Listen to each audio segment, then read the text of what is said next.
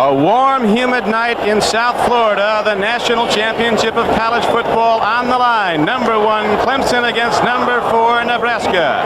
Danny Ford, college coach of the year, just 33 years old, leads his number 1 Clemson Tigers into the game against a counterpart of long-standing and high-ranking among the coaches, Tom Osborne, the coach of Nebraska. He calls this his 9th team at Nebraska, the best he's ever had.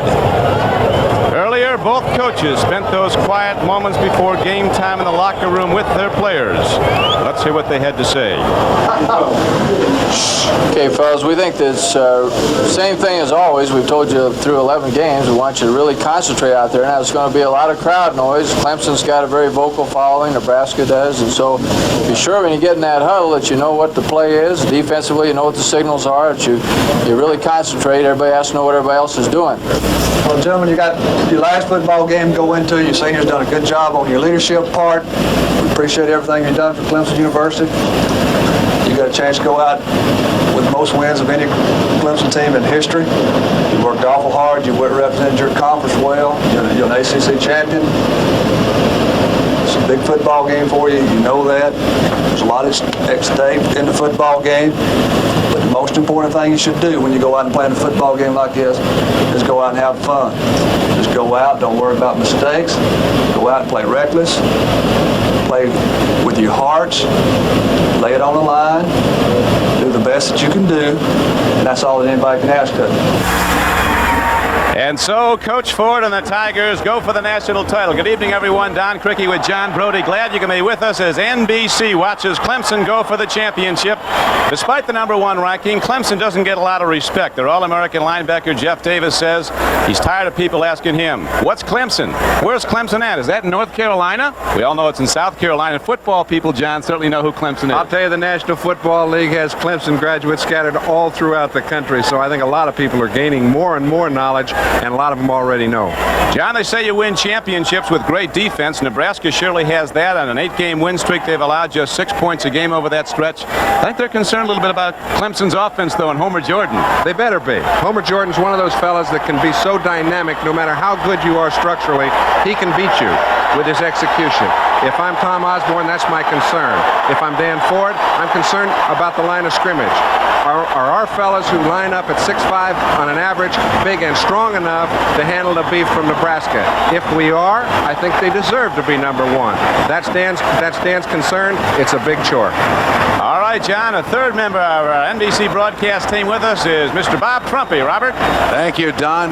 Even though there may be bedlam on the field in the Orange Bowl tonight between Clemson and Nebraska, hopefully these gentlemen right here have cool heads. They're the offensive coaches of Nebraska and defensive coaches of Nebraska. This is the brain trust. They will relay signals down from here, getting a different perspective of the game and giving them to Tom Osborne. Later on in the game, we'll go back to the Clemson booth to give you a different perspective of this Orange Bowl for the national title. All right, Bob, thank you. And you can see the Orange Bowl is packed. The ticket demand the greatest it's ever been in the 48-year history of this great event. As Clemson comes down from South Carolina, the Palmetto State, to go against Nebraska, and the Huskers are on a roll right now. They blasted Oklahoma their last time out. Nebraska coming in with a rushing offense that gains over 330 yards a game, but Clemson doesn't give up much. They're one of the best teams in the country in scoring defense. In fact, in their 11 wins, only one team scored more than 10 points against Clemson. And Don, I think you'll see tonight some of the fellas that haven't had the recognition that some of their All-Americans have be very instrumental in this ball game, because they've got a couple of outside defensive end linebacker combinations. A kid named Andy Hedden, an old quarterback, number 12, that I think you may see an awful lot of. Donald Igwebuike, a Nigerian, kicks off for Clemson, drives it down the field. The ball is picked up by Irving Fryer, and Clemson makes the tackle at about the 27-yard line. Now let's take a look at Nebraska on offense. There's their quarterback, a senior Mark Maurer. His running backs, and they're good ones, fullback Phil Bates and tailback Roger Craig. The receivers for Nebraska after the interior lineman. Todd Brown is the wideout. Jamie Williams is the tight end, a typical big Nebraska tight end. Randy Tice is the left tackle. Mike Mandelko at left guard. Maybe the best player in the country right there, Dave Remington, the right guard. Tom Carlstrom, the right tackle, is Dan Hurley, and it's 1st and 10 now for Nebraska. They go from their 25-yard line.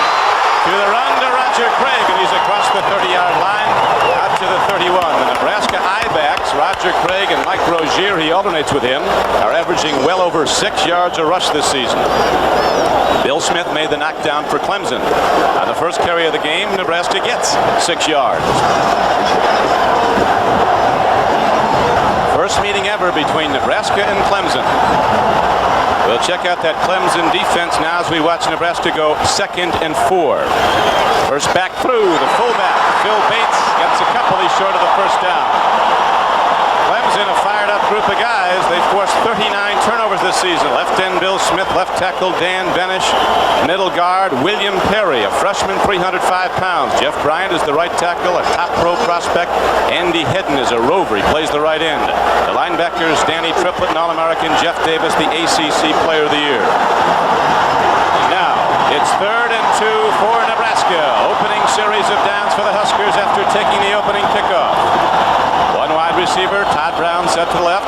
Howard rolls out, pitches back, free ball, and Clemson's going to get it.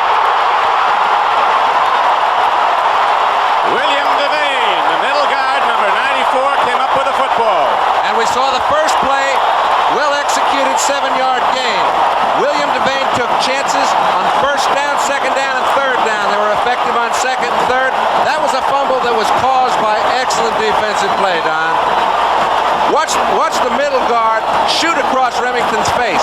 That forces the play to the outside. Excellent defensive play. Number 94, William Devane. Not only did he make the play happen, he recovered the fumble.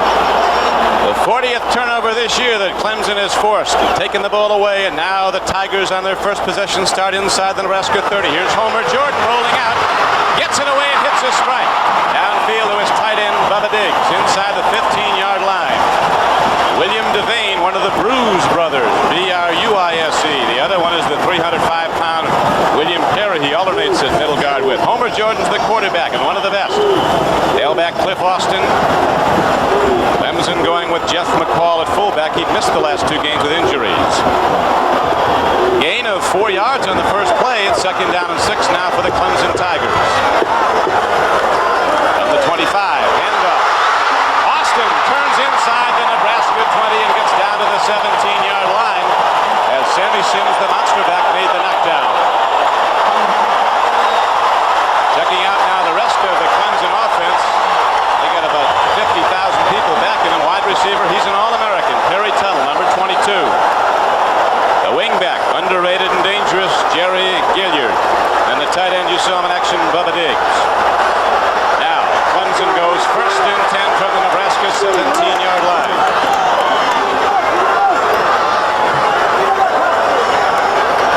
Jordan running with the ball is Kevin Knack. Didn't get much, got down to about the 16-yard line.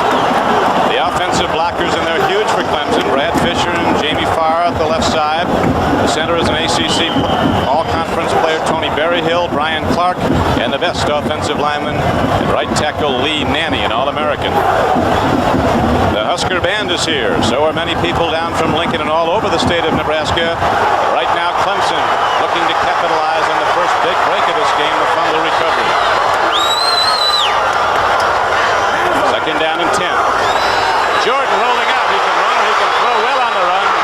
Gets the ball away. It's out of bounds. A fine defensive play. Brent Evans, one of the Nebraska linebackers, came over and hammered Homer Jordan as he released the ball. Let's check out the Cornhuskers on defense now. What a group this is, averaging the opposition just 6 points a game over the last 8.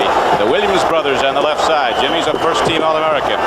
The middle guard from Huntsville, Alabama, Jeff Merrill, Henry Waxter, and Tony Felici on the right side. Steve Dan Kroger plays one of the linebackers. Brent Evans is the other. And now, 3rd down and 10 comes up. Clemson at the 17-yard line of Nebraska. Homer Jordan, deep drop. Has a drop. He's down. Outside the 25-yard line. Don, it's no secret. These teams they both play the same style of offense. They know the strengths of each other. That time Perry Tuttle was the intended receiver. We went down the field, was double covered. And if you defense the right fella at the right time, it's very difficult to execute offensively. But take a look. Here's a man that has really been one of the great in a long line of great wide receivers in Clemson. First, he's got to get underneath the cornerback. Then he's got to make a move on the safety. Woo!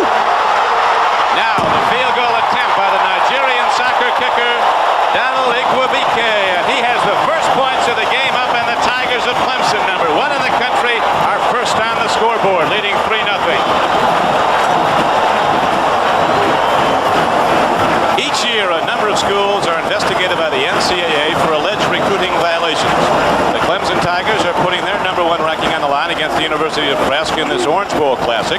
However, a cloud hangs over this Clemson team, a cloud which results from a lawsuit initiated by two former high school football players recruited by Clemson, who eventually signed letters of intent to attend Clemson. The players have alleged that they were given money by Clemson football officials and an alumnus, causing them to violate NCAA recruitment rules and impair their college football eligibility. Much has been written and reported about these allegations. However, Clemson has chosen not to comment because it feels it would be inappropriate to do so while the investigation is ongoing. Here's what Coach Danny Ford had to say earlier. Well, it's been a one-way street. Everybody's got publicity about Clemson and all that. We're not concerned about that, and I say that with all truthfulness. We're not concerned about anything other than Nebraska and the Orange Bowl at this time.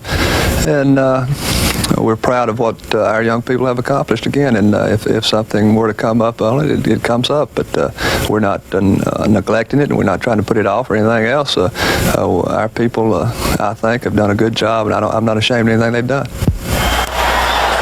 Don, I know this. Igwebuike just put one in the clouds. He put it about, that ball would have been good for 65 yards had he needed that much distance, and they'd get off to a 3-0 lead. And, they've been very impressive in the early moments. They have. They capitalized on the first turnover of this game. Igwebuike ready to kick off now. Donald he's called because the last name is a little rough. He's got such a short, it looks like a guy that's hitting a pitch shot. Yeah. Now, he looks like a soccer player, and that's the way soccer players kick a ball. But what distance? Well, he's kicked him from 67 yards in practice. Now he hits a high kickoff down to Mike Rozier, taking the ball back for Nebraska. Rozier breaks the first wave of pursuit, comes out across the 30-yard line to the 33. Rozier, a hard-running tailback. A sophomore takes it back, 32-yard return, and so Nebraska goes on offense a second time.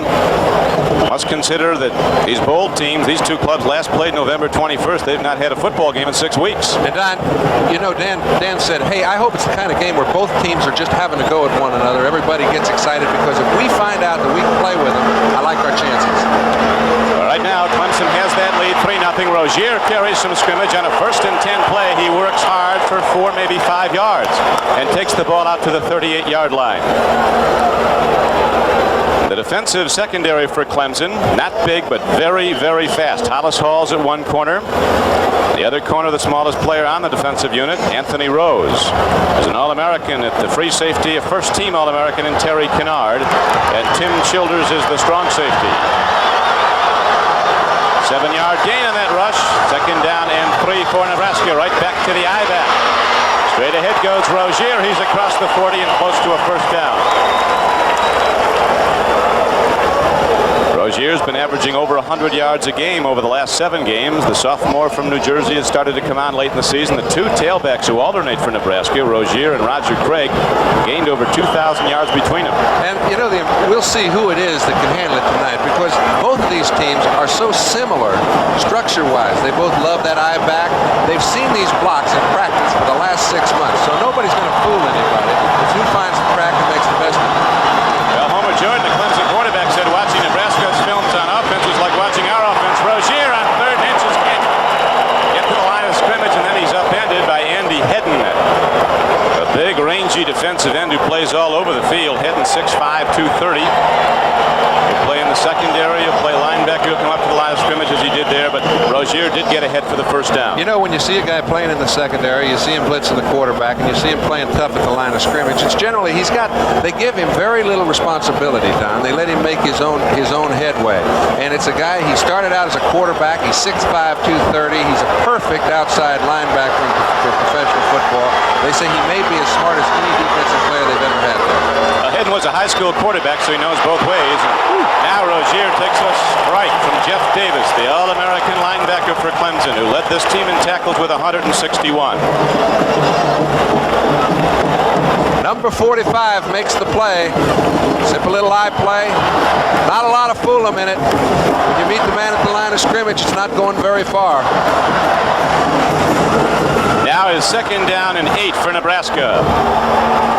Very short gain on the play. Clemson is in the lead 3-0. Maurer with a good play fake, throws on the run. He's got Todd Brown downfield. Brown goes up in the air, comes down with the ball at the 43-yard line of Clemson. Danny Triplett, a linebacker, chapped him. But the Cornhuskers get the gainer for the first down. You know, people have been discussing Maurer's sore arm. I watched him last night, and if there's one thing he doesn't have, it's a sore arm. He's got a gun. He may throw the ball a little too swiftly for my money, but he does throw it with a lot on it, and he hits the open man in the middle of the field, in between the seams, as well as the quarterbacks I've seen in college all year. Well, he's a baseball catcher, major league prospect, has been drafted by the Minnesota Twins. Bothered him earlier. He was throwing well recently, and now Maurer on a snap ball with penalty markers down takes off himself, and the play comes back. We have 8:36 left to play in the first quarter. Clemson's in the lead 3-0 on a 41-yard field goal, their first possession by Donald Igwebuike. There is William Perry, a freshman. Middle guard, a legal procedure goes against the Tigers of Clemson. William Perry, 6'3", 305 pounds, and he's still growing. They could put both cornerbacks standing on top of one another. They'd be just a little bigger than Bill Perry. When a guy can dunk a basketball, dunk a football over a goalpost, and he weighs over 300 pounds and he's only 6'3", you've got some kind of rare athlete. Now, when you're only a freshman to go with that, you can see a lot of him in the future. William Perry is the nose guard, 66. Now it's 1st and 5 for Nebraska after the penalty against Clemson. Hand off to Rozier, and he's chopped at the line of scrimmage. Rozier comes out running hard from that deep stand, playing about 8 yards off the line of scrimmage as the tailback looking for the holes, and Bill Smith cut him down. They say, John, that William Perry eats like a man going to the chair. He can really put it away. Well, we're going to watch. This is the way it goes. He's also playing against the Outland Trophy winner, and Remington runs him right back into the cheap seats, and that's going to happen when you play a man of his quality. Now they've got William Devane. They're going to try and intersperse them so neither one gets too tired. It's tough playing Remington. Nebraska outrushed its opponents this year by over 2,000 yards, actually by over 2,100 yards in 11 games. Now on second down and short yardage, the Huskers take it right at the Clemson defense. Power the football down to the 31-yard line. The fullback, Phil Bates, gets the first down. And I'll tell you who's given a lot of credit is Remington again. This time they put William Devane on his nose. We saw Devane get the best of Remington early. They know it's a great matchup. He comes out second best this time. Nebraska picks up a first down. Dave Remington, junior center for Nebraska, the Outland Trophy winner, a player professional scouts. Many of them say right now is the best college football player in the country at any position. At his position. They'd say at any position. They'd say he'd be number one in the draft if he was a senior. Remington, a 285-pound center. And again, we have markers down. The previous call at the line like that, you'll remember, was a procedure against Clemson. Let's check out the Nebraska coaches with Bob Trumpy. Bob? All right, there's no panic here in the Nebraska booth. That turnover, the Nebraska coaches were surprised that Clemson went with a gap defense so early in the football game. That's what resulted in the turnover. But they're running their offense now, trying to communicate to the sideline exactly what the defense is doing. No sweat whatsoever. Let's see if we can't pick something up. All right. Didn't we huddle up in front of them? We'll see what that wants to do. Those are the coaches you hear in the background, and now it is 1st down and 5 after another 5-yard assessment against Clemson. Maurer pitches back, option got him. So there's the throw downfield, touchdown Nebraska. Mike Rozier connects with his wingback Anthony Steele, and Nebraska strikes long and for the first touchdown of the game. Rozier, the sophomore tailback, looping it into the end zone, and Anthony Steele, a walk-on from Sacramento, California, cruised all alone into the end zone. That's what happens when you decide we're going to stop the run. Now, they were effective in the first drive doing so. In the second drive, Nebraska started being a little more effective. When they were so, they put 8 men on the line of scrimmage. When you do that, you come without a free safety. That time, nobody there. Anthony Steele way beyond the secondary. Simple little pitch and catch. That was all it was, and it goes on the board, and now Nebraska takes the lead 6-3. Seibel, the extra point kicker, puts it up and good. The 25-yard touchdown pass, the subsequent extra point, and the Nebraska Cornhuskers, after falling behind at the outset of the game after a fumble, come right back and take the lead 7-3. 6:43 left to play in the first quarter here at the 1982 Orange Bowl, and the Huskers will kick it off when we come back.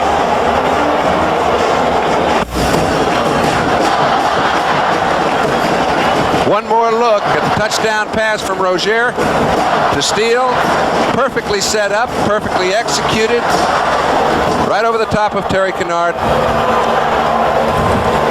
7-3. Beat the All-American, 7-3 it is. Nebraska takes the lead with 6:43 left to play. Don Criqui with John Brody, Bob Trumpy at the 1982 Orange Bowl.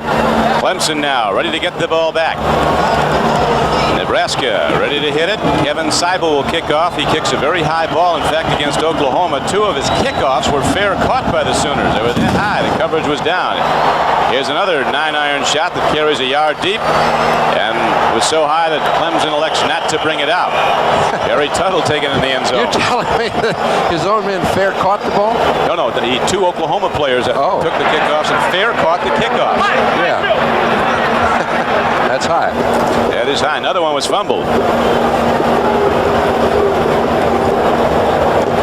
While we have a moment, let's swing back over to Bob Trumpy with the Nebraska coaches. All right, we got a flag on that kickoff. It's going to draw back, but as I said earlier, the Nebraska coaches still staying with their game plan. No sweat whatsoever. We got 4 of them in here. 2 on offense, 2 on defense. And on offense, they're in contact with Tom Osborne, trying to keep Tom Osborne appraised of 1, down and distance information, and 2, what the defense is doing. The defensive coaches are primarily talking to the players on the sideline, and they have a separate set of communication devices down there on the field so that they can talk to anybody on the defense or the offense in particular they want to. Primarily the offensive coaches to Tom Osborne, defensive coaches to particular players. And you know, Don, it's so funny that some coaches prefer to have a headset on, keep in close communications. We remember James out in the Rose Bowl said, I really don't like to. I like to coach the coaches. And Dan Ford, on the other hand, really doesn't like to have much to do with the offense on game day. He won't be in contact with them, but he will be after that defensive group. Just depends whether you like apples or oranges. Well, it's worked well both for James and for Danny Ford this year. There's big Dave Remington, the junior from Omaha South High School. And now another kickoff after an offside against Nebraska. Seibel hits it deep again. This time Tuttle takes it to the 1-yard line. He turns to the outside. He's to the 20, to the 30, and the race is on as Barry Tuttle takes it out to the 40-yard line. Rodley Lewis finally ran him down. Don, you can always tell a great running back, even though he's going to be a receiver later on in his career. But at Clemson, he's not one of those fellas that runs blindly into a hole. As he gets the ball, he takes off up the middle. This is where the play's intended to go. He's looking for any crack. He's got great peripheral vision. When he finds it, he takes to the outside. He finds a little lack in the containment to the right side, picks it up, gets it out to the 39-yard line. They've got good field position. 39-yard return, longest of the year for Tuttle on a kickoff run back, and now it's 1st and 10 for Clemson. High back, Austin. Cliff Austin takes it ahead and gets across the 40. Got about 3. Henry Waxter knocked him down. Dr. Tom Osborne, coach of Nebraska, took over after Nebraska's last national championship, which they won here in the Orange Bowl when they routed Alabama back in 1972, New Year's Day night. And then he retired then after back-to-back national titles. Osborne took over, and every year his Nebraska teams have finished in the top 10 nationally. Every year they've been to a bowl game. He said this is his best club. Now, Homer Jordan pump fakes, goes in the flat. Jerry Gilliard loses the ball. Gilliard hasn't caught a lot of balls this year, Don, but I can think of a few other Clemson receivers who haven't in the past. If you look at Dwight Clark, he was the other side to Jerry Butler, and he's going to the Pro Bowl this year. But I'll tell you, Gilliard is thought to be one of the best athletes they've had in this school for quite some time. And right now, they're covering Tuttle very well. He's going to have to come off to his alternate receiver. Tuttle is way out the top of your screen. That's Gilliard in the slot. Magwood is in as another wide receiver set to the left. Homer Jordan, quick count, goes in the flat. Gilliard goes up and gets the ball. It'll be short of a first down. Jeff Krejci, strong safety for Nebraska, was there to cover, and so the Clemson Tigers come up short in the third down play, and they'll have to punt. They got some punter, Dale Hatcher, a freshman. Clemson played Tulane in the Superdome, warming up before the game. He hit the speakers overhead 3 times. And unload. Very high punt. That had gotten the speakers. They hit the lights. Irving Fryer with a fair catch for Nebraska. So the Huskers set to go back on offense after their long sustained drive the last time, 44-yard punt. Now with 5:42 left to go in the first quarter, the score stands Nebraska 7, Clemson 3. A load of orange-dressed Clemson fans is swept down from South Carolina, including that little doll. They're buying tickets if they could from Nebraska people. Premium rates for tickets to this Orange Bowl. Nebraska in the lead 7-3. First down and 10 for the Cornhuskers first quarter. Roger Craig runs with the ball and doesn't get much as the Clemson defense led by number 45, Jeff Davis, their All-American linebacker, makes the knockdown. There is a penalty marker down. Now let's check out the coaches again, Bob. All right, the coaches here in Nebraska booth a little upset with the Nebraska players. They're not getting good performance out of a couple of players, and said the one guy, I won't mention his name, but they said that if he doesn't play better, they're going to get him on the sideline. The offense is doing very, very well, although they're still trying to run against that gap defense of Clemson. They're talking presently now that they're going to throw it outside, try to get outside somewhat to loosen up that gap defense. We're trying to listen. Have you ever tried to? I think he said 50. Hey, that guy can smoke. He didn't. Rodney was close to a little. He didn't. I'll tell you, it's pretty tough to make much sense out of a group of coaches in the booth, but I will tell you, if they don't like the execution of their Nebraska team, I'll coach them. I like the way they're playing, and if they have one or two people that aren't playing up to snuff, that means they've got 9 doing a fine job. Well, as you know, John, Nebraska's like a freight train. They start to roll slowly, and then they are unbelievable. I've never seen an offensive line like Nebraska's against Oklahoma in the final regular season game. Penalty against the Cornhuskers sets them back inside their 10, first and 16. Too much crowd noise. Well, you know, in many situations, I think Clemson would have declined that penalty, but when they're as close to the goal line as Nebraska is right now, they're putting them in a position where it's very difficult for them to throw the ball, and a quarterback in a big game like this would be concerned with an interception, and I think it puts them in a much more aggressive position defensively. Normally, when you've got a 2nd and 10, it's much better than 1st and 15. In this case, I agree with it, and they're playing to create some breaks. And when you have 2nd and 15 on your own 7-yard line, you're in a good position to create one. Well, let's see what they go with now. Marr, a very under-control quarterback. Good thrower. He's going to put it up from his end zone. On the run, he swings it out, and ball is taken. Doug Wilkening, a fullback, comes out of the backfield. He's knocked down by Jeff Davis. But the Tigers get back some of the lost yardage now, as it's going to be 2nd down and 10, a 6-yard gain on the play.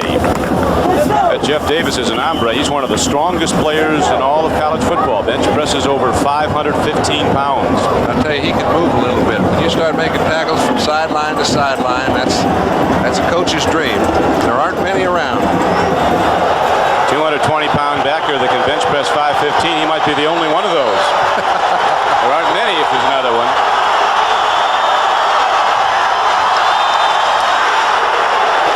Penalty markers down as the Huskers go to the run on 2nd down and 10. And they get the ball out across the 15-yard line. It's the Cornhusker. Couldn't he create the same effect with a little lighter object? They're all out there.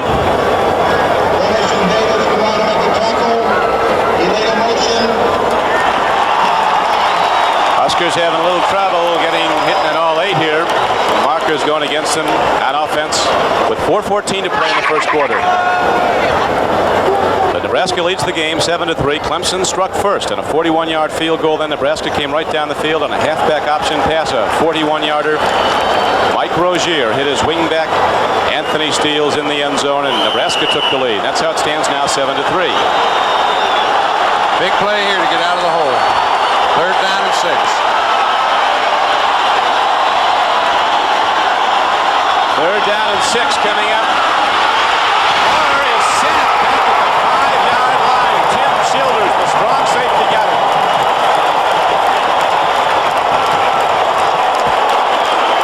Tim Childers, the strong safety, came a shoot. Something down that very seldom happens. They sent both safeties in on the play. He saw the play get jammed up. He figured there must be an opening to the outside the other way. Tried to make a big play out of a bad situation that came up empty. That's what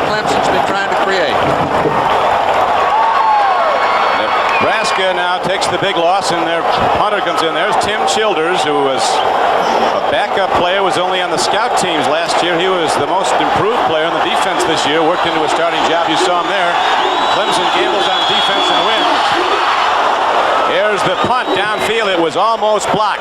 Grant Campbell hits it down, and a fair catch is made on the Nebraska side of the field by Billy Davis.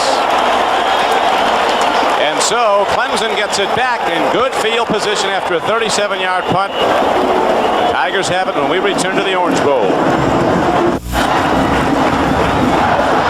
Clemson is the third Orange Bowl appearance. They haven't been here for a while. As you see, they were here in '51, and as Coach Frank Howard, the retired coach who coached men, says, we humiliated Miami of Florida with a late safety, 15-14. Coach Howard says he retired because of illness. The alumni got sick of him. But he was a great one for 40 years, Frank Howard, and was inducted into the Orange Bowl Hall of Honor this week. Here's Homer Jordan going for the home run. Tuttle's going for it. Very nearly 6 points for Clemson. Don, so often you sit and criticize a quarterback who throws the ball into the hole when they've got double coverage and a free safety in the middle. But if I have number 22, I'm going to fire it down there 5 or 6 times, because as you can see, had it not been for a great play in one hand, he was up above both defenders in a perfect position to receive the ball for 6. When you have an ability like he has, you have to use it even if they are double covering you. That was close. He's a very accurate passer, Homer Jordan. Led the ACC in passing. One of the best in the country. Completed over 55%. Now he throws on the run. And it took an excellent defensive play by Jeff Krejci to break it up, but it might be interference as the marker's down. Jeff Stockton.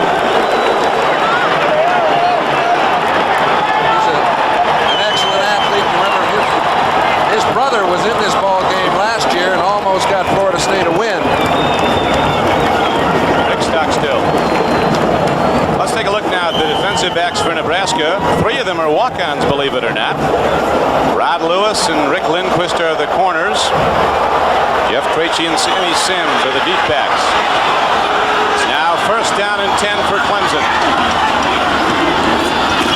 Whoa, there's the stick. Running hard with the ball was Chuck McSwain, and he's belted at the 25-yard line by the middle guard, Jeff Merrill. There's Rick Lindquist, an academic All-American.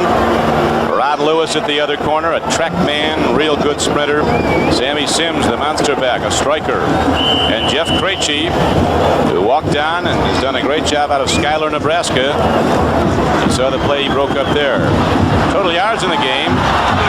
Nebraska has 64, Clemson just 7. It's a 7-3 game in the first quarter. Nebraska's in the lead. Second and 10. Jordan, the quarterback from Athens, Georgia, who keyed the win, goes to Magwood, the wingback coming around to block for him. Homer Jordan going back to his hometown, Athens, Georgia. Clemson, the only team to beat last year's national champion, Georgia. The only team to beat Georgia in the last 2 years. They won 13-3 this season. And you can see why Osborne would be a little concerned with Jordan. The man has quickness, fine throwing arm, and makes decisions and takes off on them. And a good touch, John, on the run, like right now. Here is Homer Jordan, pump faking, takes it himself, and gets down to about the 21-yard line, well short of a first down, so we might see Igwebuike again. Jimmy Williams, the All-American defensive end, really a linebacker. He's a stand-up defensive end for Nebraska, made the stop. Williams out of Washington, D.C., Wilson High School, 6'3", 220, is the fastest player in the Nebraska team at 220 pounds. And here is Igwebuike. They had a Nigerian kicker the last few years at Clemson, Obed Ariri, and now another comes in. Igwebuike, who hit from 41 yards, again hits it way up in the air, and he's right on time. Donald Igwebuike has put up a second field goal, good for Clemson, and now the number 1 ranked Tigers are back to within a point. With 1 minute and 3 seconds left to play in the first quarter, it's Nebraska 7 and Clemson 6. The Enterprise is Goodyear's newest blimp. Its winter headquarters in nearby Pompano Beach, Florida. The pilot is Captain Don Pleskanik, a former University of Miami quarterback who played all his home games right here in the Orange Bowl. Cameraman Al Camoin. Hovering high over the Orange Bowl on a very, very warm New Year's Day night. Temperature in the high 70s, very high humidity. The best Florida weather you can find in January to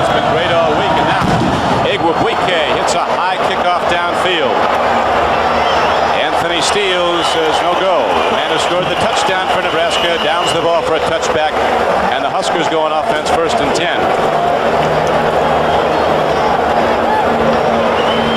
Jeff Stockstill, one of the wide receivers, down being attended to. Well, he got hit when he got that interference call. We can't tell exactly what it is, but we know he has had a hamstring, and those can snap when you get hit in the back like he did. Is pushing on it like that the best thing for a hamstring? I'm not a trainer. I just know he's hurting right now. Not a trainer nor intend to be. Here is a handoff up the middle. Looked like a marker came in from off the plate. Umpire fired something in there. As the carry goes to the 25-yard line, Mike Rozier was hit by William Perry.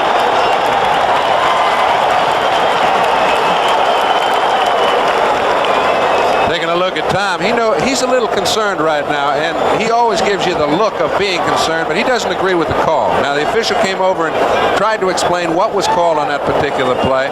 People that look at Tom Osborne, and I had a chance to play with him for a couple of years in San Francisco when he just got started, they look at him as one who doesn't say very much, is very quiet, very businesslike. He's one of the most involved people I've ever met. Some people have a lot of expression, but he's got all the emotion you can possibly. Outswing to Bob Trumpy. Bob? Yeah, gentlemen, an observation for you. Nebraska very seldom plays football games on grass. The coaches were concerned about the footing of the players in this Orange Bowl, but actually Clemson is the team that's been slipping. Nebraska's had good footing tonight. Interesting point. Nebraska's played only one previous game this season on natural grass. Clemson plays all its home games on a grass field. Rozier runs the ball on a 1st down and 20 from his 10-yard line and got out to about the 14. Jeff Davis again on the stop along with defensive end Bill Smith. Rozier, an all-Big 8 player as a sophomore with 943 yards coming into the game and 6.3 a rush. Don, sometimes I get a kick out of the concerns that coaches have, and being involved for as long as I have, there's always some concern. But when those players get on the Orange Bowl floor and are both going for a possible #1 ranking in the Orange Bowl, they could play on pavement and they wouldn't care. Right now, Maurer goes on the grass up to his tight end Jamie Williams, and that swarming Clemson defense all over the ball. And again, a penalty marker comes in after the play. A gain of just 2 yards on the play, but a marker came down as Williams went down. Junior tight end Jamie Williams from Davenport, Iowa. Took over when All-American Junior Miller went to Atlanta.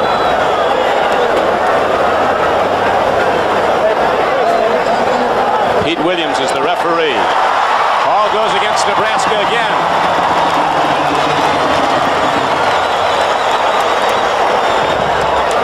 And the quarter has run out. That is the end of the quarter as the Clemson Tigers, the #1 team in the country, going for the dream season, the perfect season in a national championship, find themselves behind by just 1 point after the first 15 minutes of play. Nebraska scoring on a halfback option past Clemson on 2 field goals. We'll be back at the Orange Bowl after this. Back at the 1982 Orange Bowl, the Nebraska Cornhuskers leading Clemson 7-6. John, both teams have a little problem misfiring here with a 6-week layoff. I think so, but I think one surprise is that Clemson's offensive and defensive line, except for one drive, have done at least their own job. And that was a big concern of Ford's, and I look for them to do a little bit more work as the game progresses because they've kept the ball down in Nebraska's territory, and it's very difficult to operate from there. And now Nebraska has to operate from deep in their area, leading the game by 1 point, opening play of the second quarter. Straight ahead give, and Nebraska firing out behind that big offensive line, goes to fullback Bates. He takes it ahead for a short gain. Nebraska having problems with penalties here in the first half.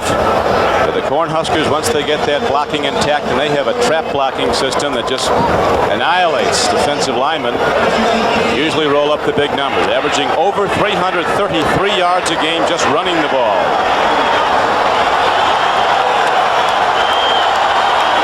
Clemson's defense has only given up 4 rushing touchdowns this season. They're tough against the run.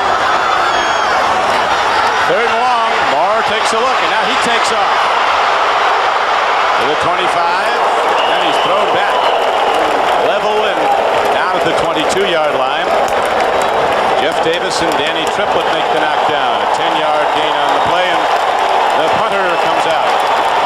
Don, I'll tell you what. He did have a sore arm. This little jolt isn't going to help it any. Trying to pick up the first down. He knows he's got to get past this little wall right here, then pick up about 4 or 5 more. Very tough job. They've got to punt.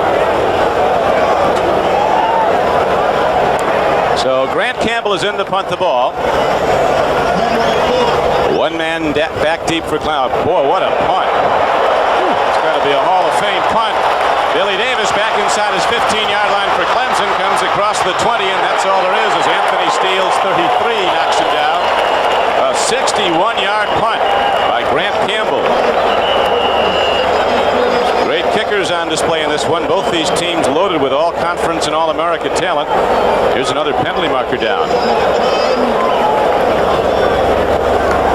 Be a personal foul on the run back with 13:24 left to play in the first half. Texas 14-12 upset of Alabama today certainly projects Nebraska into the national championship picture. Alabama was number 3 in the nation. In the Sugar Bowl, Georgia is leading Pittsburgh 7-0 in the second quarter. Clemson, the only team to beat Georgia in the last 2 years. Clemson did that 13-3 earlier this season. And that's how it stands at the 1982 Orange Bowl. Don Criqui with John Brody and Bob Trumpy. A 7-6 count in favor of Nebraska. They scored in a halfback option pass. 2 field goals for Clemson. This time the call's going to go against, I believe, Clemson. You might think it's against Nebraska, John. Well, I'm not sure that it isn't, and the officials have not moved the ball yet, so we're going to have to wait and see. But he is concerned. Even the Clemson offense was back down inside their own 10-yard line, thinking the play was going to be called against them. He's getting the explanation, and he certainly doesn't understand it. This is the most exercise we've seen Coach Osborne in some time. 13:24 to go in the first half. Nebraska still holding to the 1-point lead, and we'll be back at the Orange Bowl right after this.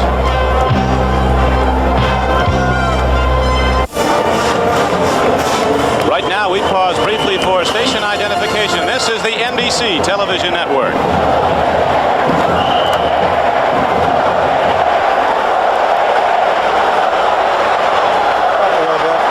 With John Brody and Bob Trumpy, Don Criqui at the 1982 Orange Bowl in the second quarter. Clemson has been a dominant team over this season. They've outscored their opposition by an amazing number, 127-15 in the second quarter. And they have to try to get the ball moving now, as on first down they do. A quick out to All-American Perry Tuttle is good for 8 yards.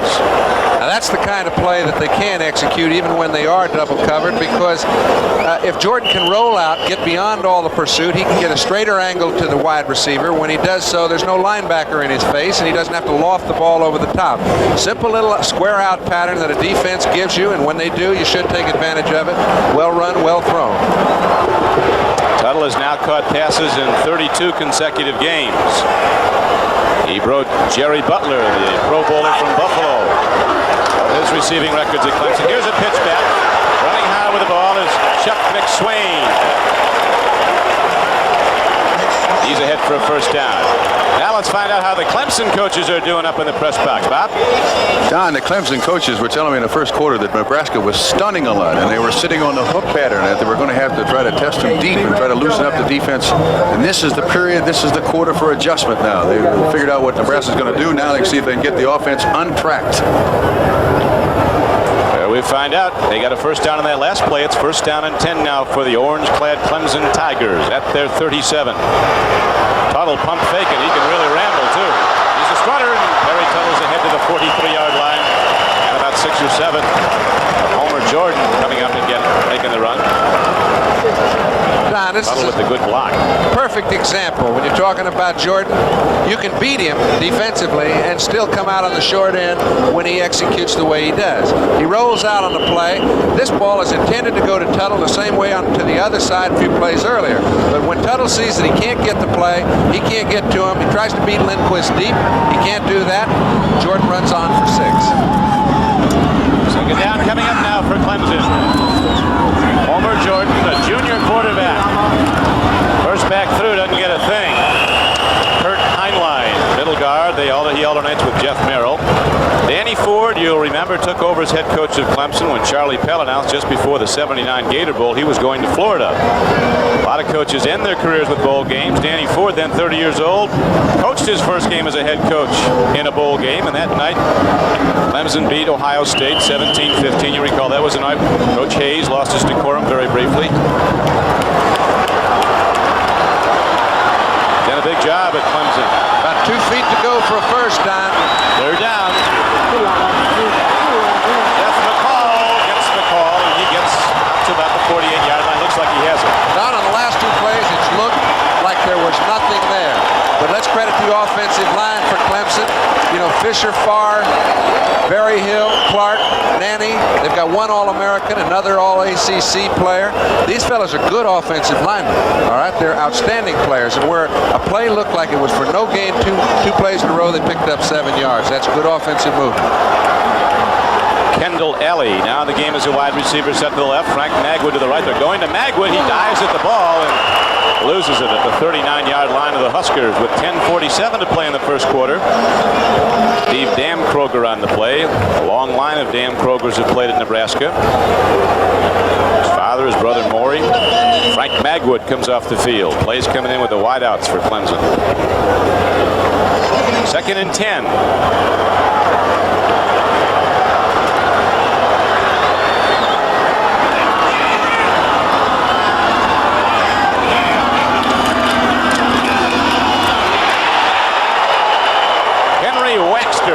Big 6'6", 270-pound senior from Epworth, Iowa. A top professional prospect. Comes up from the right tackle and makes the hit for Nebraska on tailback Chuck McSwain. The speed of these guys at 260, 70, and William Perry at 305 is absolutely astounding. And it doesn't stand out because they're all so large.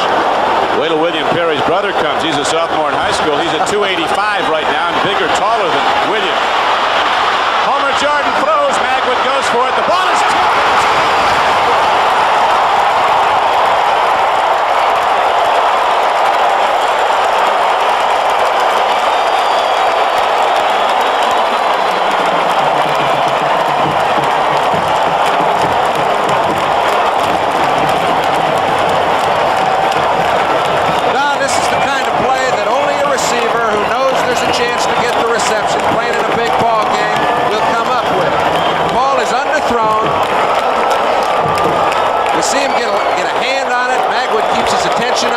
Sims trying to make a big play, gives them enough time to get under the ball.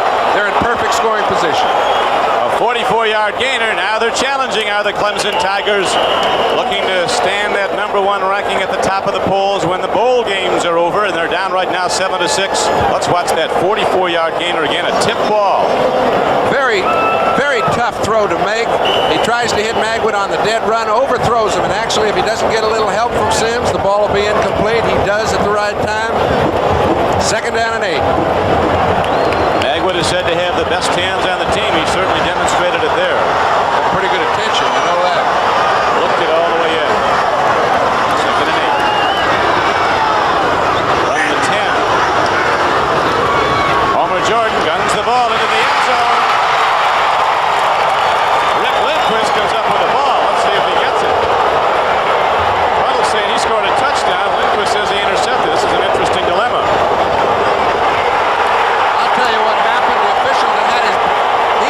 See the back of Lindquist, so he couldn't make the call. He referred to the official on the other side of the field. He thought that Lindquist had the ball clean. We couldn't see a thing. I don't know if Coach Ford could see him. He doesn't like it. Well, I know he doesn't like it because he saw the official that was standing closest to Lindquist and his receiver call the play dead. All right, he called it dead. Now you watch Tuttle come in here and watch Lindquist. That ball looks like it's sitting right on Tuttle's stomach, and all of a sudden when they look up, it's in Lindquist's hands. We don't know whether it hit the turf or didn't hit the turf. Tuttle never had control of it. It looked like it hit Tuttle first. You people at home, take a look, see what you think. We do know when they rolled over, if he had any control of the ball, it was a touchdown, because once you cross the plane of the goal, it's a touchdown. The official ruled it incomplete at first on the right side. And on such things, national championships won and lost, and how well Danny Ford, a former Alabama captain, knows that. We'll come back to the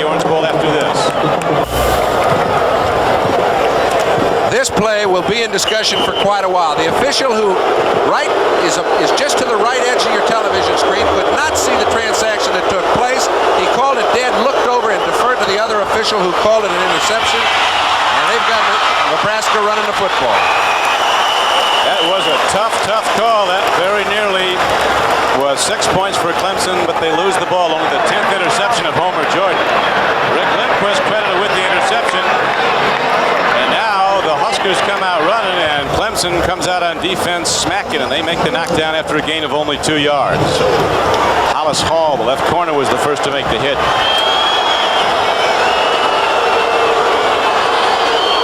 Second and a long 7, closer to 8.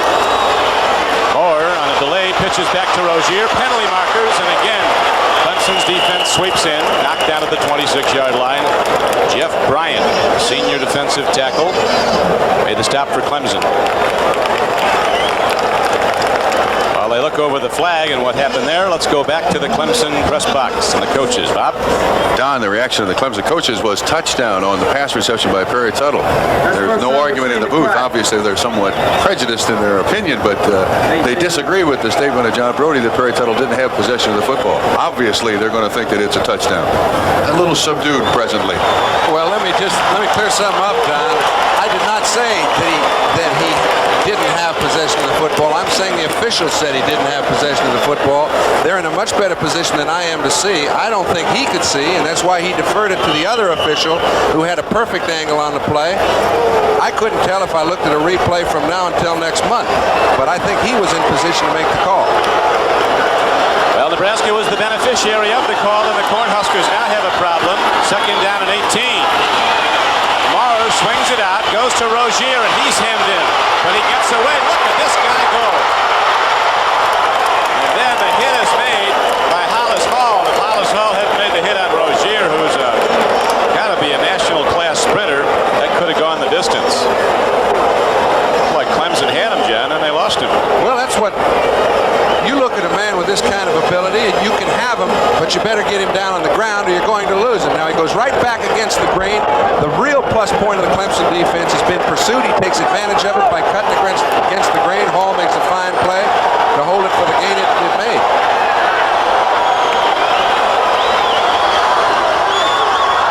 Now third down and 7 coming up. To the run and free football, and Clemson say they had the ball. They do. All-American Jeff Davis recovers the fumble.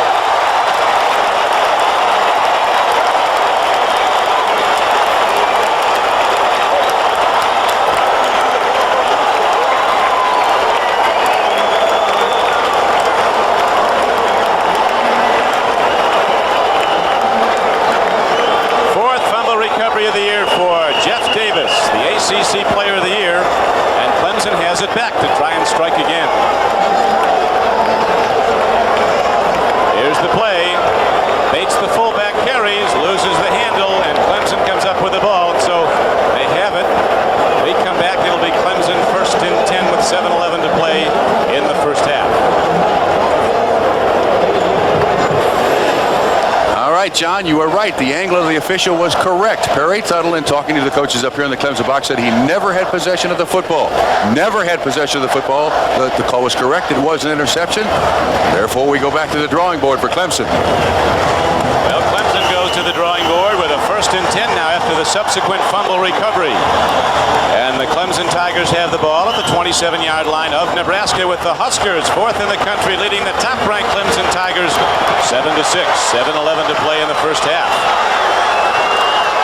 Everything we expected it to be as they battle for a national championship. Homer Jordan takes a look. In the flat, he goes to Tuttle, puts a move on, but he can't elude Lindquist. Rick Lindquist. A three-year starter, about the size of Pat Fisher, another great corner out of Nebraska. All right, Rick Lindquist has made an excellent defensive play. He's one-on-one with Tuttle, one of the few times you've seen that defense all night long. Makes a fine tackle after he catches the ball. You're sitting with 30 yards of room to handle a man that has the kind of speed and quickness that Tuttle has. You've done a good play right there. He indeed did his job well. Rick Lindquist saved the big gainer. It's now second down and about 3. They go to the middle. Right up the gut goes tailback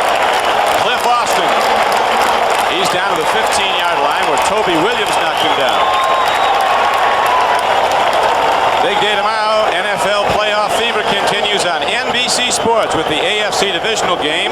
Starting at 4:30 Eastern Time, host Brian Gumbel examines the teams in the playoffs on NFL 81. And then John Brody and I will be here as the San Diego Chargers with the NFL's #1 offense take on the AFC Eastern champions, the Miami Dolphins, under Coach Shula, right here in the Orange Bowl.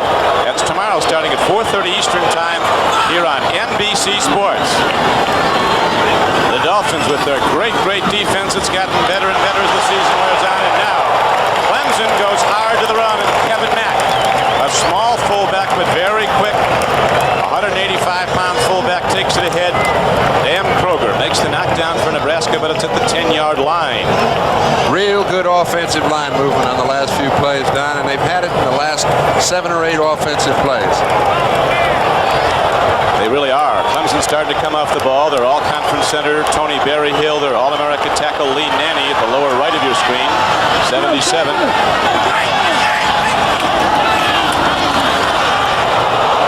There's another free ball, and Nebraska says they have the ball. We do want to get the officials to concur.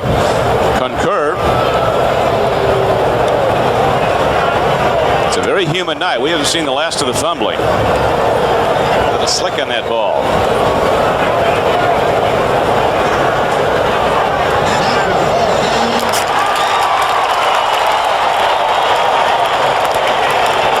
Jeff Merrill, the big middle guard from Huntsville, Alabama.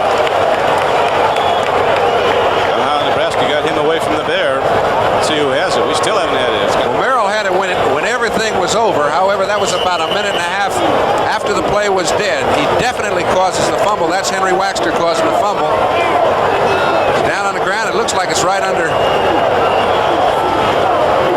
Surely looked like a fumble, but Clemson's keeping its offense in the game with 5:05 to go, and they'll be going from scrimmage. And when we return to the Orange Bowl, Nebraska on the halfback option past their second possession continues to hold the lead over Clemson's 2 field goals. It's a 7-6 game. All right, Clemson's going to take a big chance here. This play, quarterback draw by Homer Jordan. Try to get it in the end zone. Let's see what happens. Quarterback draw. Like that. Bob says that is a chance, but if I was going to take the chance, I'd like to have number 3 with the ball in his hand. He's a stepper. There's no question about that. Homer Jordan is very, very fleet. Tiger paws all over Miami, Florida. QB draw coming up. 3rd and 4. Split in the line. There it is. Down to the 5-yard line. It looks like a first down for the Tigers. Not one quarterback in 25 could have picked up a first down on that play. He was met at the line of scrimmage, went forward for 4 or 5 more yards, just enough for a first down. It looks like a separation, but real good defensive play, converged on it. A Henry Waxter in the middle is no easy task to get by. He did so and picked up the first down. Most of them had been down there. Nebraska hasn't given up many touchdowns this year. In fact, they went a period of 22 quarters in midseason without giving up a TD. It's 5.5 games. Now Clemson's looking for its first touchdown of the night, and if the Tigers get it, they'll go into the lead in their pursuit of the national championship. Top-ranked Clemson, trailing Nebraska 7-6. Kevin Mack, the quick fullback, took it to the 2-yard line. It's 2nd and goal from there. Don Criqui with John Brody and Bob Trumpy at the 1982 Orange Bowl on NBC. Clemson and Orange, the #1 team in the country, unbeaten, untied, going for the distance if they can beat Nebraska tonight. The national title. Pitch back. Touchdown Clemson as Cliff Austin struts in, standing up.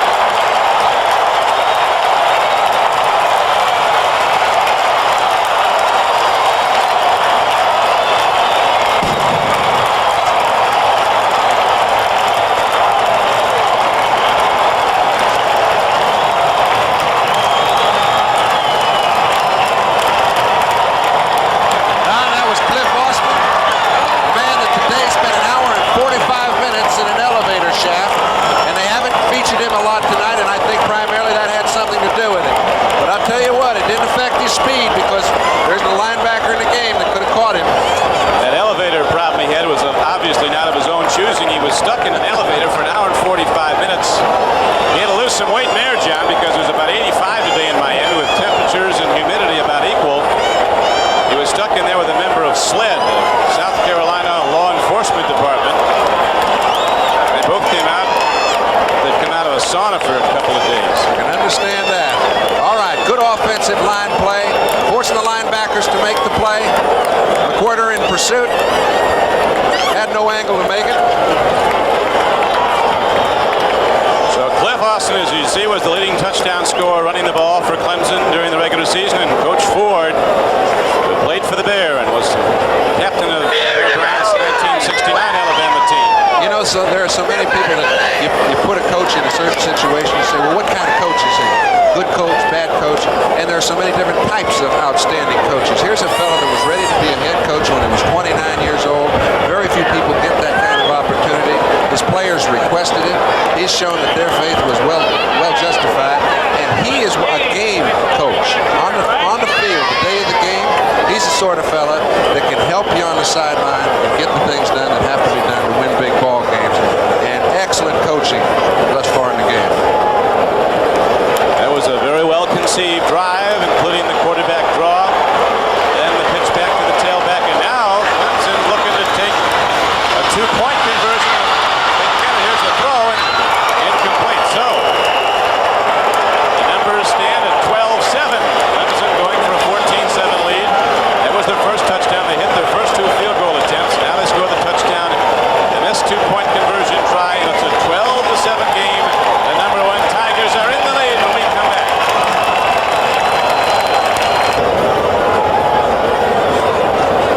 The Goodyear blimp cruises high over the Orange Bowl on this New Year's Day night as the Clemson Tigers, after getting the fumble recovery, take it out into the end zone with Cliff Austin going in, standing up, and it is now a 12-7 lead for Clemson over in fourth-ranked Nebraska.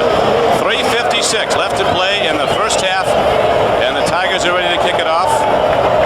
Donald Igwebuike, the Nigerian who put up Clemson's first 6 points and 2 field goals, kicks off.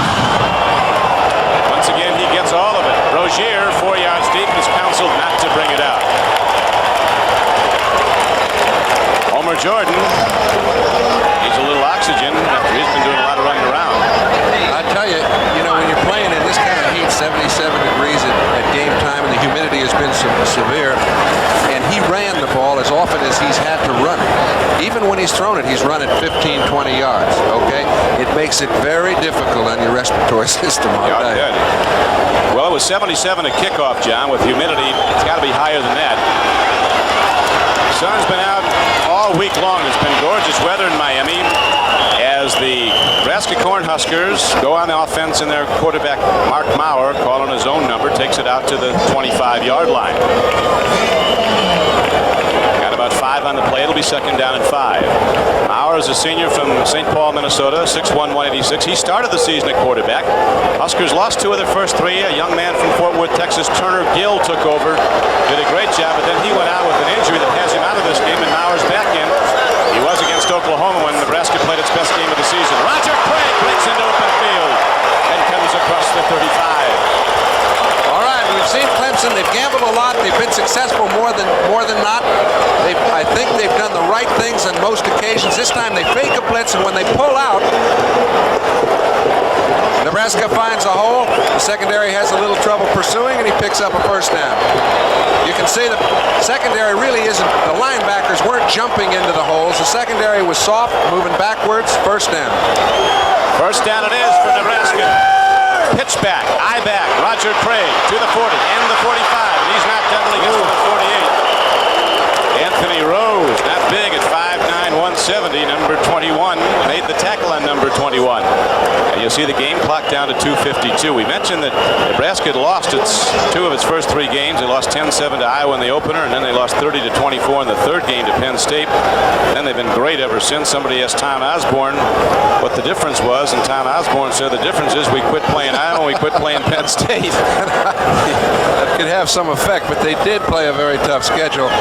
Don't think Clemson just slid in there on with nobody in the house, because beating Georgia 13-3, I don't care how you do it, you're a tough top team. I'm a little surprised they weren't farther up the polls earlier in the season than they were.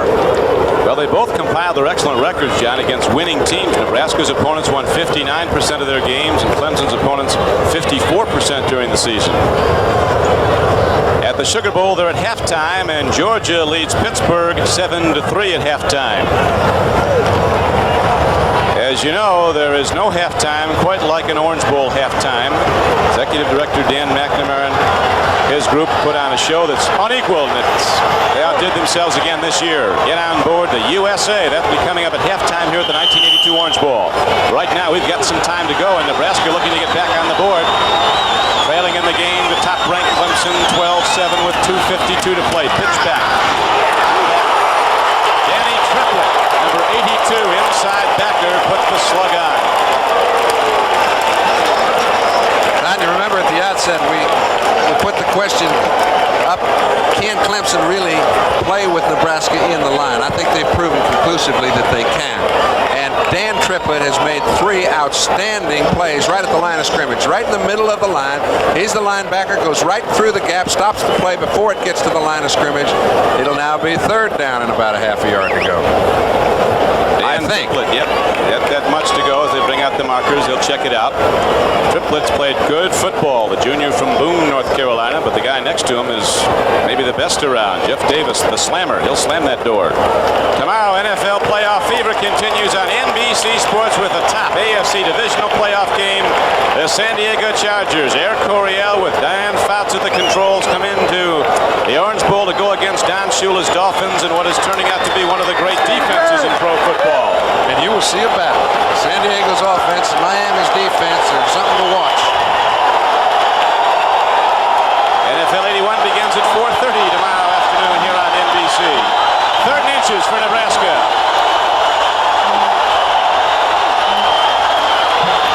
Roger Craig gets the first down and plenty more. He's a tough customer, big Roger Craig, a 6'2", 220-pound junior from Davenport, Iowa. And he can go, a 4.5 sprinter in the 40. He's run from scrimmage for 94 yards and a touchdown this season. Okay, an excellent play. Craig has made 2 or 3 today, and he's best going to the outside, and he gets there so fluidly. They move the left side of the defensive line of Clemson's off the line of scrimmage. When they do that, it's nothing but run. Nebraska moving, but time working against the Huskers. 2:14 left. They're down to the 45-yard line of Clemson. Clemson's in the lead, 12-7. Anthony Steele has scored Nebraska's touchdown on the pass reception. Can't find the flat track, and down he goes. Nebraska has all 3 timeouts remaining as they're down inside 2 minutes now. 1:54 to go. Huskers in no apparent hurry. 2nd down and 15. Lots of time. Remember, when you make a first down in college, they stop the clock until you get the chains moved. They've got nothing but time to work with. I think at 1:37 right now as Maurer takes a look and dumps it off. That stops the clock with 1:34. Get him on a grounding. That was grounding, and you generally get away with it. And it looked like the kind of play where Maurer had convinced the officials that it was not grounding. And I really believe that the head official overruled the flag. That seems to be the case because there very definitely was a flag on the field. But when there's this many people, Don, sitting in your face, you can throw it, and it's pretty hard to read what's going on in a quarterback's mind. He may have turned to throw to a halfback coming out who fell down. It's pretty hard to determine whether he intended to ground it or intended to find a receiver. And to be a mind reader, I think you have to be a little more certain than that. We have no mind readers here that we know of. Now Maurer has his team, 3rd down 14. Right at the 50. He's going to gun it long. He's got people running deep patterns. There's the home run ball. Brown's going for it. Oh! The game of inches, and the inches won there. Very close to a touchdown. This ball is laid up, and Todd Brown made an excellent play. Kept his attention on the ball the whole way. Good touch on the pass, just very well covered by the secondary for Clemson. almost got a tip similar to the tip that Magwood got earlier in the game, Don. You keep your attention on a ball like that, and you're going to pick up a lot of bobbles. Todd Brown's caught a lot of balls this year, not that many numerically, but for big yardage, 20 yards a catch, and he's caught them in tight situations. Look at this. They go. They try to snap to the up back. Punter never got the ball. There's a penalty marker down again.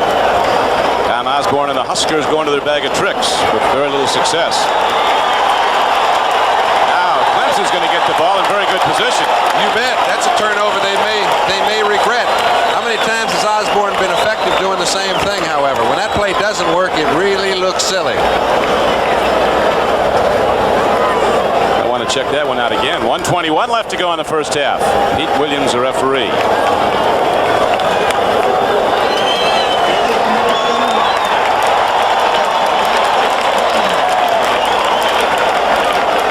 Offside signal was against Clemson, but it was really Nebraska that was offside, and so the play goes, and Nebraska gives up the ball to Clemson.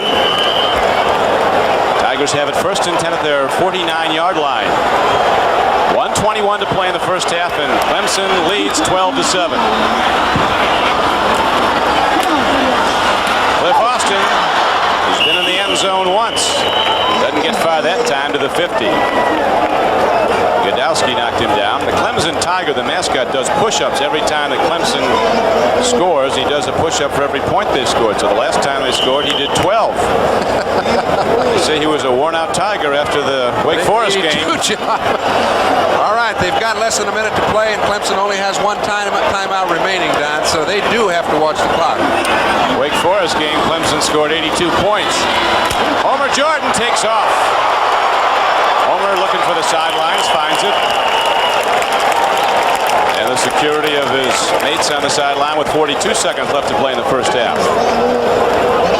Danny Ford says of Homer Jordan, as he plays, that's how we play. As Homer goes, so go the Tigers. That's right. Homer's playing very well. He hasn't completed a lot of balls down the field, but he's spread the defense out. He's thrown the things to Tuttle that were open. And really, I think their defense has been the outstanding phase of this ball game so far, but their offensive line is playing very well. And if they continue to do that, I think you'll see more operation out of their offense. In the flat, a strike. Harry Tuttle loses it. The game clock is down to 35 seconds to play. Rod Lewis, the right corner for Nebraska, number 5, a hard-hitting 190-pound corner, made the strike that knocked the ball away. Same pattern we've seen 3 times today, completed every time. This is for about 7 or 8 yards. Puts them in a position to where if they pick up, well, excuse me, I thought he caught the ball. They ruled it incomplete. Lost it out of bounds. Nebraska comes into the game with the number 1 pass defense in the country. Harry Tuttle running from the wide flank, and Homer Jones going to go for it here on 4th down. He calls his own number. Homer gets there. Down to the 38-yard line. Timeout is called. I don't know if they're going to call timeout, Don, because they stop the clock till they get the change plays. They can save some seconds if they're ready. They're on the ball. Let's go. They're going to go from scrimmage. Clock starts up, and Homer throws it out of bounds. Should be reminded, too, that is stopping the clock. That is not trying to throw the ball away to stop a loss of yardage, so therefore it's not a penalty. They've got 1 timeout left, 21 seconds left to play in the half.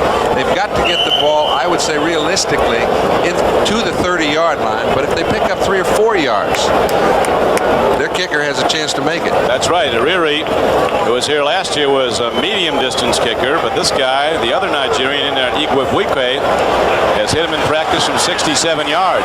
I wasn't sure I could say it. Well, they don't. They call him Donald. I think we'll stick with Donald. Here is Homer Jordan stepping into the pocket. He runs into serious trouble. Better call a timeout now. 9 seconds. Apparently, Clemson's going to take their lead into the locker room. They're trying to get a timeout call. They only got time for 1 play. It's going to be an interesting one. Long, if nothing else. Igwebuike's coming out there, John. It'll be about 60 yards if he makes it. The first one he kicked would have been at least for that. This will be a 59-yard attempt. He's a very good holder in Tony Peretti.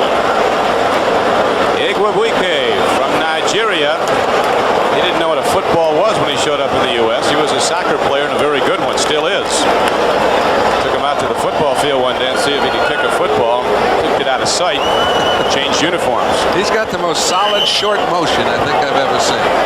Very little follow through and an awful lot of action through the ball. Talked to him yesterday, John. Asked him if he's made many tackles on kickoffs. Not any. Our front guys get him first, he says. And that's fine with Igwebuike. A 58-yard attempt. Tipped. I think a Cornhusker got a hand on the ball. It comes up way short, and the first half ends. And so the Huskers of Nebraska head to the locker room, and so do the number 1 ranked Clemson Tigers. Clemson holding to a 12-7 lead. A super spectacular Orange Bowl halftime show is coming up. At halftime, number 1 Clemson and Coach Danny Ford in front of Nebraska 12-7. Don Quickie with John Brody back at the Orange Bowl in Miami. Johnny had a chance to talk to some of the Nebraska coaches. Asked them to assess the first half. They said, hey, we're in with a heck of a club. These guys are tough. That's the key. Their defense has really put Nebraska in such a hole that they haven't been able to get out of it except for the one drive. I think the score indicates At halftime, number 1 Clemson and Coach Danny Ford in front of Nebraska 12-7. Don Quickie with John Brody back at the Orange Bowl in Miami. Johnny had a chance to talk to some of the Nebraska coaches. Asked them to assess the first half. They said, hey, we're in with a heck of a club. These guys are tough. That's the key. Their defense has really put Nebraska in such a hole that they haven't been able to get out of it except for the one drive. I think the score indicates the way the ball game is going. And for my money, Clemson has impressed me. They deserve to be number 1. Well, Clemson is a lean, tough football team. There's no fat out there. They've been working in the hot weather, and it's showing. They're really looking sharp. First half statistics break down. Not real big numbers, John. I think you have very little to choose between the two teams, and it should be. You don't have much to choose on the scoreboard either. I don't think either offense has dominated play. Both defenses have played well. Nebraska had the backs up to the wall, and Clemson keeping Nebraska in the hole. So I'm looking for a very active second half, primarily because Pittsburgh is 10-7 at this time, and that means that the winner of this ball game, in all probability, would be the number 1 team in the nation. That's right. Right now, Pittsburgh is leading Georgia in the third quarter of the Sugar Bowl, 10-7. So if Nebraska, now we report Georgia scored, so Georgia's taking back the lead. Clemson wins this game, they will be national champion. They beat Georgia earlier this season 13-3, so they have a very resounding win over number 2 on the record books already. Nebraska, beneficiaries of the upset of Alabama today by Texas, still with a shot to catapult to the top spot. Right now, Clemson is ready to receive as we open the third quarter of play. That's how it looks now at the Sugar Bowl in New Orleans, 13-10. Leads do flee. Yeah, they will change on you. A long way to go in this one now as we're ready to open the third quarter. Seibel is ready to kick off for the Cornhuskers of Nebraska. The Huskers giving up only 6 points a game in their course of their 8-game win streak, but already Clemson's put up 12 points in the first half. And Clemson is a hot weather team. They've been working out in Florida for 2 weeks prior to this game. Seibel unloads and kicks it through the uprights.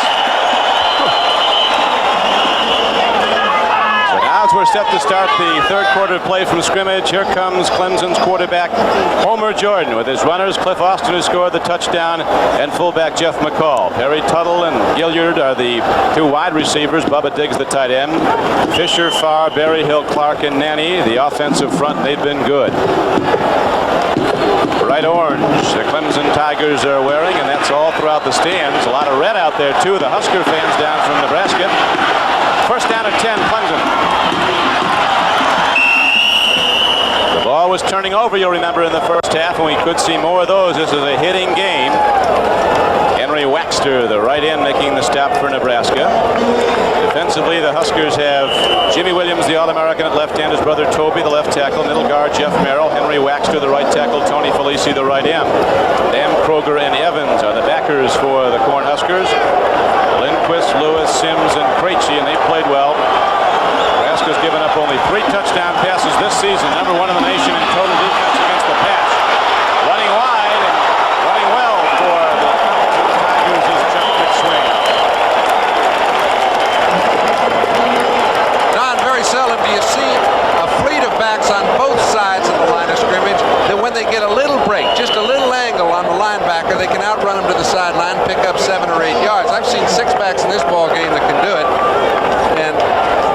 funny, too. We haven't seen an awful lot of Jimmy Williams, primarily because they have not run toward his side as much as they've run away from him, as they did on that occasion. It's not a bad idea to stay with I would, him. too. Number 96 is 225 pounds, runs about a 4.5 40. He's got great movement laterally, and everybody that follows Nebraska knows how good he is. Nebraska rolling at the end of the season. The coach of Iowa State, after they were hammered by Nebraska, said there might be better football teams in the country than Nebraska, but if there are, they're all playing in the NFL on Sunday afternoon. But right now, Clemson in orange and number 1 in the country has the lead, 12-7.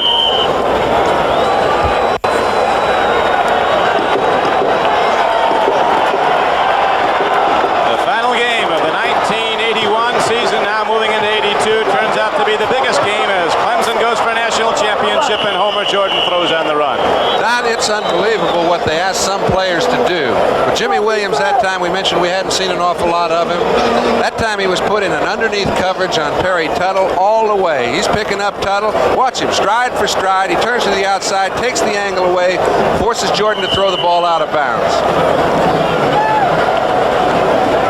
The excitement level record high here in Miami, Florida for this 48th renewal of one of America's great football events, the Orange Bowl. Clemson with 2nd and 10 coming up from their 33. And Nebraska comes out a hitting. Jimmy Williams, 96, who, as we pointed out earlier, at 6'3", 220, is the fastest player on the Nebraska team. He's not only fast, he knows where that football's going. You can tell sometimes by the way they line up. Last time he was one-on-one out there with Tuttle. This time he's one-on-one with the running back. Clemson has averaged over 400 yards a game offense this season, but it has only 118 today. But they do have the lead, 12-7. And Nebraska's offense has been shut down. That 333-yard a game rushing juggernaut of the Cornhuskers, unable to generate consistent offense tonight against Clemson, a team that is lean and swarms to the football. This time the marker is signaled against Clemson. Ball goes back to the 23. Holding. Homer Jordan was second to his teammate Jeff Davis in the ACC battling for Player of the Year. He set a Clemson passing record, number 1 in the ACC overall in passing. And he's going to be a tough guy to hold back next year. He's got a season to go. But only 1,500 yards to pass Steve Fuller as the all-time yardage leader, and I think he'll do it. Clemson on 2nd and long, goes to the run, but Nebraska's ready. Brent Evans shuts it down with 13:40 to play in the 3rd quarter. The Tigers of Clemson coming into this game as an underdog, but that was just fine with Coach Danny Ford and his players. They were loose and they were confident all week long, getting ready for Nebraska. Really, they're like a couple of heavyweight fighters coming up to a championship fight. 6 weeks of work since their last game. What it really turns out to be is a fight for the national championship. 3rd down and UC 16 for Clemson. Homer shuts himself. Nothing there, but he gets away, does Homer Jordan. Another penalty marker comes in from off the play, John. Well, when a guy like Jordan gets loose, everybody wants to help out. And I'm not certain of the call, but I do know had it not been called, he'd have picked up a 1st down. It's generally some kind of a crackback block downfield. He makes a super play just to get out of the grasp of the 2 on-rushing Nebraska linemen. Now everybody picks up, starts to help. A lot of football players out here tonight. Nebraska brought down 2 plane loads. They can't even put them all on the you know how you talk about 3 deep sheets? We got a phone book. We got an 11 deep sheet. There's 120 players, I think, from Nebraska. 143 because 23 of them came on their own. So I don't know how many Clemson has, but we've got enough for an entire league if we want to start. Okay, one thing, I just hope they don't all play. The assessment against the Clemson Tigers back to the 20-yard line now, and now it brings up a 3rd down and 23 for Clemson. Homer Jordan sprints out and throws, and Gilliard makes the reception. Does a dance and runs into Dan Kroger and knocks him down hard. Nebraska's defense coming out smoking here in the third quarter. Huskers looking to get back the ball. We've mentioned so much about Jeff Davis, Don, but I'll tell you, Steve Damkroger has played an equally fine game. The man's been on all sides of the field. He's standing in the middle. They haven't run too much up the middle, so he hasn't been in on too many plays there, but now he's spreading out a little, and you can see by that lick what he passes. Here's Dale Hatcher, the freshman punter, knocking it downfield for Clemson. Alan Lyday takes the ball for Nebraska and scoots up the middle across the 30 to the 33-yard line.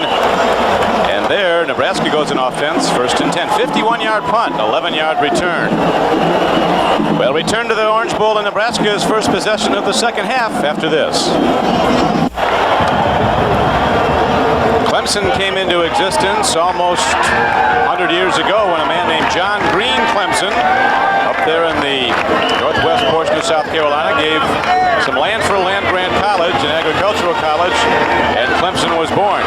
Not too far from Athens, Georgia, where Homer Jordan comes in from. You know where Clemson was, John? Sure do. You do now. There's a stick at the line. Bates, the fullback, as they try a quick trap. That's shut down quickly. Banish, 71, made the knockdown for Clemson. You know, I think all teams fall into patterns now, and one of the best patterns that Nebraska's had all year long is in the third quarter they've outscored their opponents 111 to 23 points. They know right now if they're going to do any good today, they've got to get back in this ball game. They've got to move a very tough defense off the line of scrimmage. Interesting number, though. Now, quick out. Here's Maurer throwing. Free ball is up in the air. Anthony Rose says he's got the ball, and let's see what the officials say. They say incomplete. 3rd down and 8. Again, we were at a very bad TV angle. coming.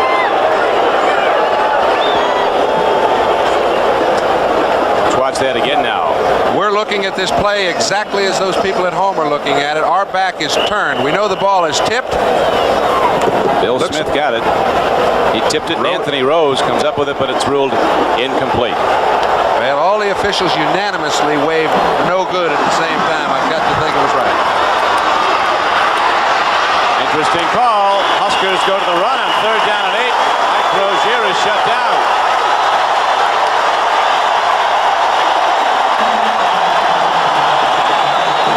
Observation in the first half, one of the big factors in the football game. I'm in the Clemson box once again, but one of the big factors in the first half were the penalties on Nebraska. I have found out that 2 holding calls were against Dave Remington, the All-American Center and Outland Trophy winner. I think it's that predetermined move of the nose man of the Clemson defense is causing Nebraska great trouble. Grant Campbell ready to punt the ball again for Nebraska. Hits it downfield to the 24-yard line. Here comes Billy Davis, freshman out of Alexandria, Virginia. Takes it to the 24-yard line. 36-yard punt. So Clemson goes on offense again, 1st and 10. The Clemson Tigers leading 12-7. 3rd quarter. All right, Clemson's offense going to try to open it up a little bit. We've got a bootleg coming here. Homer Jordan, primary receiver, Perry Tuttle, All-American receiver, number 22. He'll be at the wide side of the field. Situation. You know, as Bob mentioned, the wide side of the field, they don't have one in pro football. College football also has a lateral strategy. They're trying to employ it right now, and it looks like a pretty good situation. Jordan, there's the rollout. Tuttle's running downfield, but Jordan gets it off on the run, and he hits Perry Tuttle up to the 38-yard line. 1st down for the Tigers. 12-yard gain on the play. Just like they called it. Perry Tuttle made such a fine move. This is the kind of play that he's sitting out there on Lindquist. Check me, that's Lewis. Tries to run him deep, gets him down the field far enough so that when he comes back, he's got the 1st down. Well thrown ball by Jordan. Perry Tuttle, senior from Winston-Salem, North Carolina. Clemson goes to the run. Penalty markers comes in as Chuck McSwain carries the ball, not very far, and the game clock is down to 10:29 in the 3rd quarter. Jimmy Williams on the tackle. Nebraska is the bigger of the 2 teams physically, but Clemson is extraordinarily strong. They place a premium on weight training. Very lean, and here's a call going to go against the Tigers, John. They've had a few go against them. This is their 5th penalty today and the 3rd one in the second half. So they do have a tendency to stop your drives. You know, it was interesting that when Trumpy mentioned that Remington had a couple of penalties called on him, because, you know, they have a situation where the officials get together with the producers and some of the broadcasters. And Dan Ford got right in the official's ear. And when he started talking to the officials, he was asking questions about Remington. Can a center ever be offsides? Because make sure you make the right guys offside. I don't know if it had any effect, but it's funny that here's 2 called on David. Now they go 2nd and 8. Back to the short side of the field. Oh, free football. Jordan Gamble's trying to get it back to his tailback, Chuck McSwain. Clemson is fortunate the ball goes out of bounds with 10:06 to go in the quarter. All right, that's the chance you take. Once you get past the line of scrimmage, some people are a little reluctant to give a quarterback leeway to throw the ball back to his trailing halfback. That time he was in front of Jordan, and the pitch back fortunately went out of bounds for Clemson. Nebraska has turned the ball over twice in this game. Clemson once.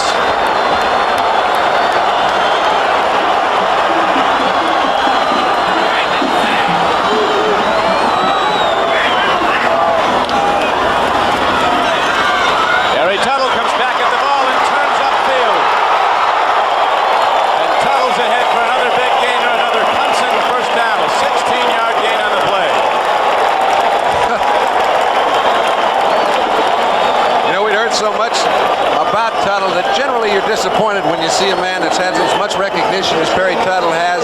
But this man was underestimated, in my opinion. He gets out there with the quickest feet you've ever seen, great speed, and Lindquist is doing an excellent job. They put the responsibility on him when he's in his zone going the other way, where he's got him one-on-one for all purposes, and it's tough to come out on the strong end.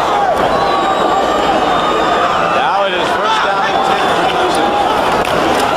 Handoff goes straight ahead, and McSwain blocking the ball, carrying. He gets the ball down to the 36-yard line of Nebraska. And the game clock winds down to 9:48 to play. 12-7 is the score. That's how it stood at halftime. No scoring yet in the third quarter as the #1 team in the country, the Clemson Tigers, look to complete the perfect season with a national championship win tonight. Clemson had one other 11-0 year. That was back in 1948, but the polls ranked them no higher than 4th at season's end. Second down and 3. Up the middle. The yards coming tough, but Jeff McCall makes the carry for a first down. Very close to it. Jimmy Williams' brother Toby made the play, but you'll notice, Don, that their linebackers are playing a little more off the line of scrimmage. They've got to employ a little deeper pass coverage, and those little short outs that they were given Tuttle early in the ball game have an effect on your running game. To keep the linebackers a little more in pursuit of the receivers rather than the running backs. And I like the way they're mixing it up right now. See that Danny Ford, the youngest Division I head coach. Games like this will age you some, though, and right now, Ford and his Tigers are up front, 12-7. Homer Jordan on the rollout, throws a strike. His tight end comes back at the ball. Bubba Diggs. Big guy from Atlanta, 7-yard gain. The secondary from an up-high picture. You can see the linebackers quite a bit off the line of scrimmage. However, Jordan's still able to roll left. You see the tight end sitting right out in the open. You have to be able to spot him. Jordan spotted him, hit him just short of a first down. They're using everybody in the 11-man lineup. Very effective. 2 wide receivers set to the right now as Clemson keeps moving the ball up the middle. Look at that hit. A 9-yard gain and another Clemson Tiger first down as Brent Evans knocked him down. Right, give some credit to that offensive line, too. I mean, Nanny, Brian Cook, they're moving people off the line of Brian Clark are moving people off the line of scrimmage. Barry Hill moved his man off the line. Linebackers are hitting you 4 or 5 yards past the line. You're doing a great job in the offensive line. Right now, John, the Huskers want to regroup. They've called a timeout. Their defensive unit wants to talk it over. So with 8:05 to go in the third quarter, Clemson is marching and leading the game 12-7.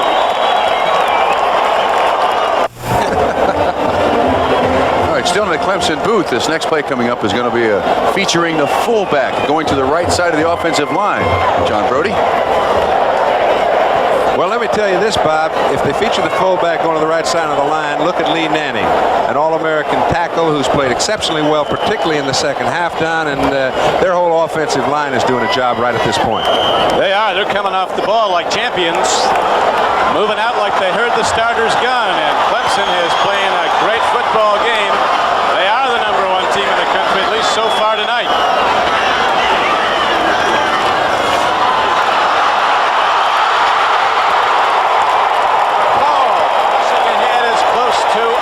Down as he comes inside the 5-yard line.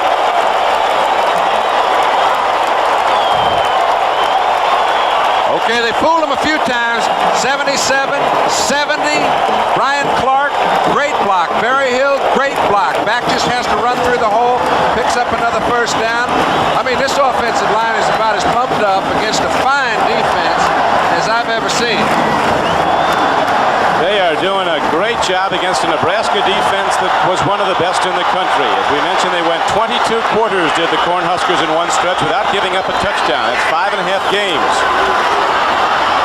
McSwain takes a read at the defense and moves to the outside, but not with much luck as he got ahead for maybe a yard, but he did advance the ball inside the 5-yard line. It'll be 2nd and goal from there. As the game clock is down to 7:24 to play in the third quarter, and Clemson continues to lead 12-7.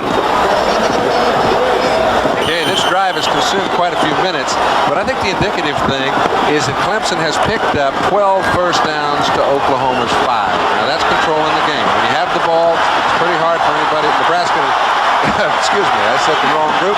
Nebraska's had 5. Sweep right. No such luck. That time Nebraska comes up with the big play. You also have to wonder, John, if the heat and humidity is going to play to Clemson's favor as this game wears out. It's a hot, warm night. Very humid here in Miami, and a little brisk this time of year where the Huskers have been practicing. I think it very well could be a factor. This time it's excellent pursuit. Jimmy Williams is buying none of that heat, and he drops McSwain for about a 7 or 8 yard loss. Very big play at a critical time. It was a very critical play. Third down coming up, 3rd and goal for the Clemson Tigers from outside the 15, lofted into the end zone. Perry Tuttle, touchdown Clemson.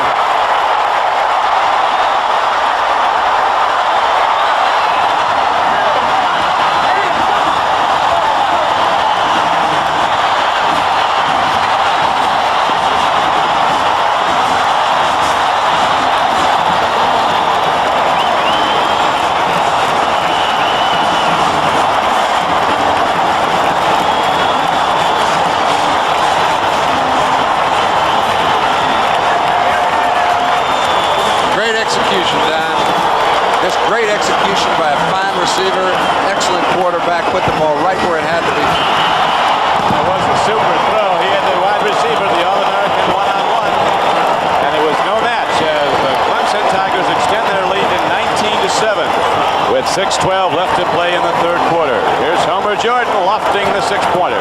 And one-on-one coverage is a very difficult assignment for any defensive back, particularly when it's Perry Tuttle. Bob Pauling hits the point after, and Clemson extends its lead now to 19-7, 6:12 to go in the quarter. Let the good times roll on the Clemson sideline. Oh, it was a well-run pattern. It was a beautifully thrown ball, and I'd hate to have been Alan Lyde. He's sitting in one-on-one coverage with half the field to handle. He really covered him pretty well. Had very little case. When you're a receiver that has the ball thrown to the outside, has kept your eyes off it until the last moment, comes down with a great catch, puts him in a 2-touchdown lead. 19-7 advantage. Perry Tuttle with 5 receptions tonight. Igwebuike kicks off to the goal line, and here come the Huskers.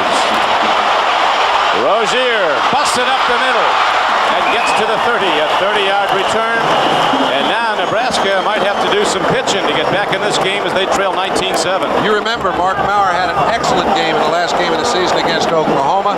He hasn't thrown the ball very much today. They haven't moved the ball very much today. But I think he's going to be called on right about now. We saw a wild ending here last year as Oklahoma rallied to come from behind and beat Florida State 18-17. Maurer rolling out, can't get the ball. He's looking for his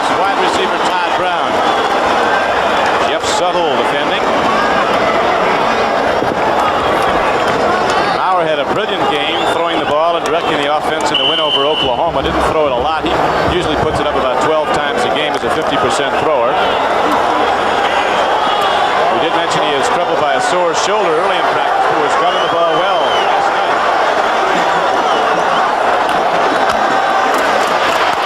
Rozier.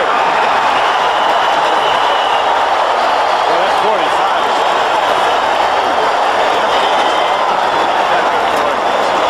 Again is on the stop with 5:48 to play in the third quarter. Right now, if Nebraska's going to get back in this ball game and have a realistic chance of winning it, they've got to do it against a team that's pumped up, knows what they're playing for, and is playing right at the top of their game. And as this game wears on in the heat of South Florida, Clemson's defense seems to be getting faster and tougher, and now they almost come up with the ball again. If it's wearing a white shirt, it's going to get hit out there.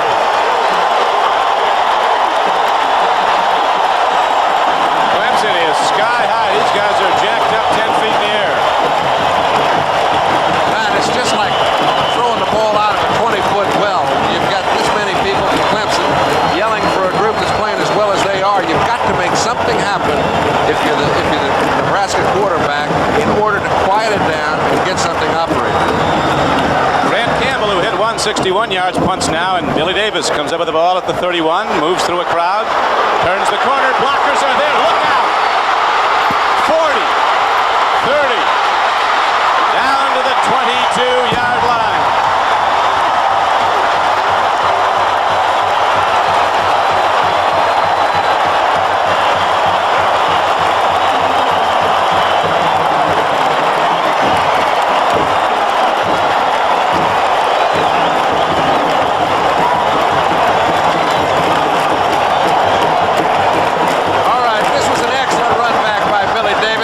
This is a composite effort. You look at a wall. Have you seen a wall formed any better than that one was?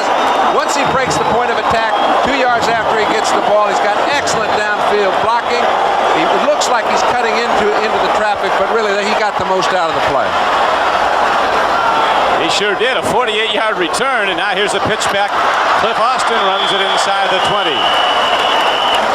And Clemson, with its exceptional conditioning and muscle, is putting the knockout punch on Nebraska right now.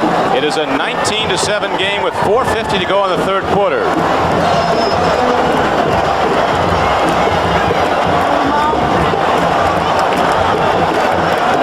Game clock winding down, and Clemson moving out of the huddle, deploying two men to the left. Tuttle, who just caught the touchdown pass, and the sure-handed Frank Magwood is in the slot to the left.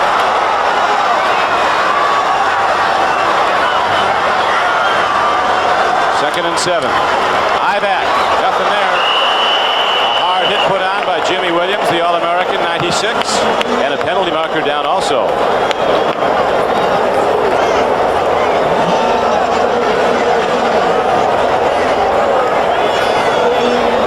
Pete Williams, our referee. Interesting guy. He was a fine runner for the U.S. Naval Academy back in the 40s. Here he is in action in 48 against Army in a great Army-Navy matchup, which I believe ended in a scoreless tie. That's Pete Williams, the referee, when he was playing college football. These days, Pete has his own business that builds bridges. He likes action.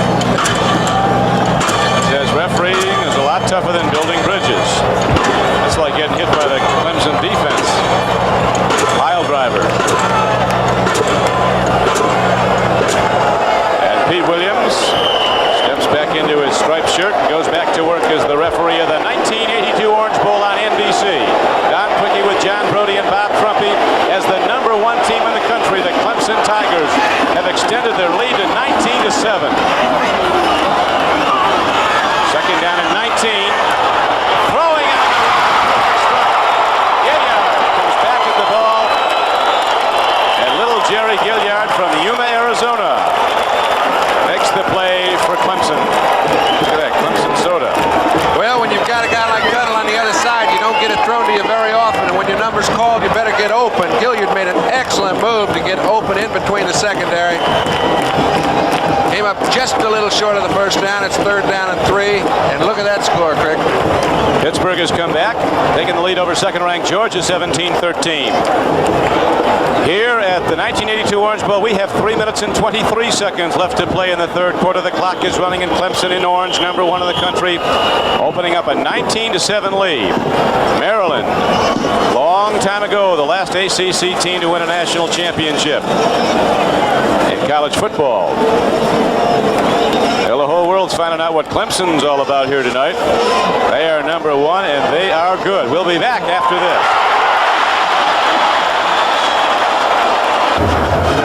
We're still in the Clemson booth, and we were hoping you could hear some of the coach's comments, but we're deciphering them for you. In this particular play, Perry Tuttle starts in the right, goes motion to the left, and Homer Jordan is going to roll out as the option to run or pass, depending on the coverage. And Tuttle is the hot receiver so far. You know the Max? He knows about it. We told him, man. He better, man. Come on, Butcher, do it again. Let's see, we're running away from Williams. We'll be at the other boy now. That's right. That's what we want to sprint on. I think we've been getting him down. With the Max call, he might be closing. The only thing is, we got Linquist over here and Lewis to the other side.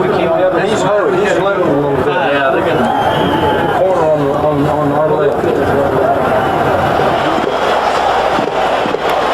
Okay, let's see Perry Tuttle if he does indeed roll out. And here comes Perry Tuttle in motion. It looks good. Yep, here's Homer Jordan sprinting, pumping, and getting some problems. Tony Felici, a defensive end from Omaha, number 46 for the Huskers, makes the stop. Felici, a walk-on who worked his way to first-team status. Look good, work bad. Yeah. That's right. Tony Felici. Huskers come from all over, though. Middle guard, Jeff Merrill from Huntsville, Alabama. His backup, Kurt Heinlein from Bellevue, Washington. The Williams brothers from Washington, D.C. But there are also a lot of native Cornhuskers on this team. A high spinning field goal attempt, 36 yards away, is up and good. Bob Pauling kicked that one. He kicks the shorter ones.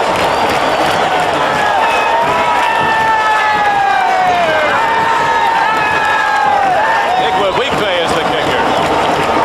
Yeah, I think if I had a guy like him, Don, I wouldn't be alternating kickers.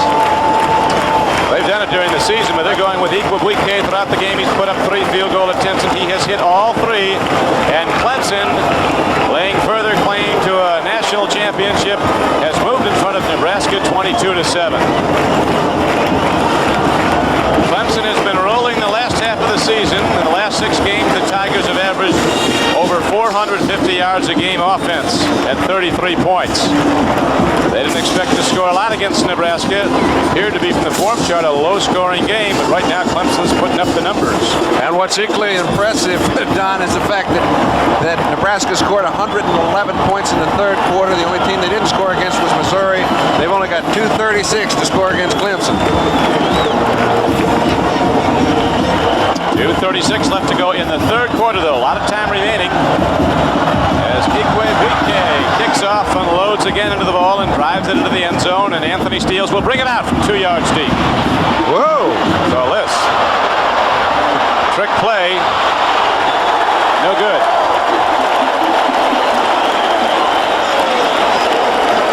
Vandal Arrington ran it down, 13-yard return.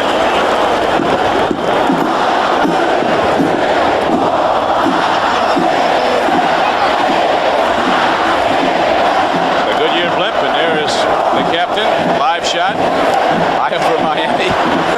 How you doing, pal? Better check out where you're going, kid.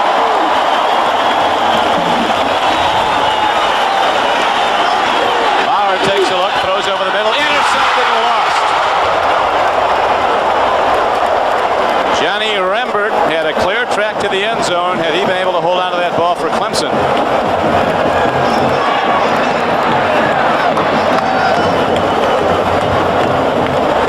Tell you, when you see a fella this big as Rembert is, moving like he does, Maurer's in a position where he has to throw the ball. You see a man 6'4", 6'5", moving like that in the secondary. That's impressive. Can't tell me Clemson's small. Oh, Clemson is big and lean and strong. Rembert 6'3", 220, a running linebacker, and handoff goes to Roger Craig, who ran well in the first half, and he gets the ball ahead to the 24-yard line before defensive end Joe Glenn beat him.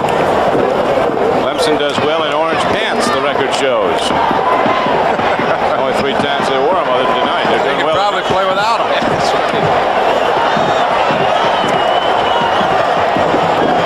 These guys in swimsuits.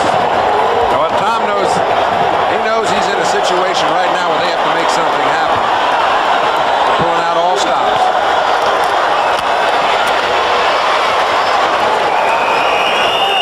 Those Nebraska blockers, big and strong as they are running into a impenetrable wall in the Clemson defense. They just shut down the blocking and stuff the run.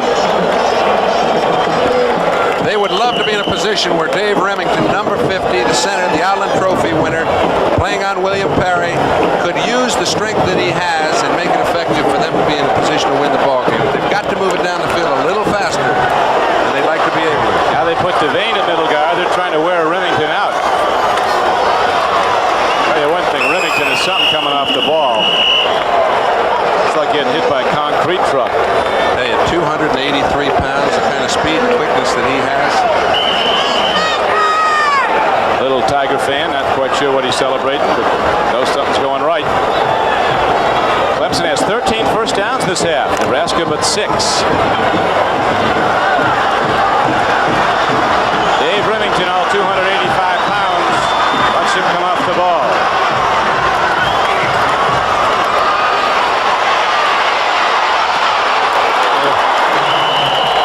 Mark Maurer runs and Jeff Davis strikes. This is one of the great players in America, number 45 on Clemson, the All-American linebacker. Super strength. The young man we mentioned earlier who bench presses over 500 pounds, 515 to be exact. I've seen Nebraska run that option play, and I've seen them run it effectively. And the way you do so is you beat a linebacker like Jeff Davis and keep him from running sideline to sideline, which no one has been able to do all night. Jeff was the guy John had said before the game, he's tired about all this talk. What's Clemson? Where's Clemson at? Said we're going to show him where we're at tonight. We're number 1. Here comes Roger Craig on 3rd down and only a yard. He drives ahead to the 39-yard line. He has a first down for Nebraska. Andy Hedden knocked him down for Clemson. That'll do it for the 3rd quarter. Clock runs out. Coach Danny Ford, 33 years old. Like the man who coached him, Bear Bryant, who's had so many national champions, might be joining the Bear in that national championship. Gentlemen, an observation from the Clemson coaching booth. The coaches in here, all 7 of them, feel surefire that there's no way that Nebraska can score 15 points on the Clemson defense. No matter what they try, they don't believe they can score 15 points against this defense. They feel they have control of the line of scrimmage for this entire game, and there is no sweat for the rest of it. They're just waiting for the champagne. Well, we'll see. I think that, Bob, what you were saying, which is so pertinent, is that they won't change any defensive strategy. There's a play fake, and they go out and they make the strike to the tight end, Jamie Williams. They go to the tight end. We'll be checking in right along now. The Clemson coaching box. What you hear in the background will be the Clemson assistant coaches. A spirited and well-prepared group. One tight, one tight. Tight in the light. Come on now. Let's have our big play now. Hey, Bo. All right, tell Tubby when we come back without nut, make sure he sails out. Overset. Overset. Go ahead and get over here with him. Make sure he sails out. Turn it up, avoid contact. 1st and 10, Nebraska. Go. Reverse. Reverse.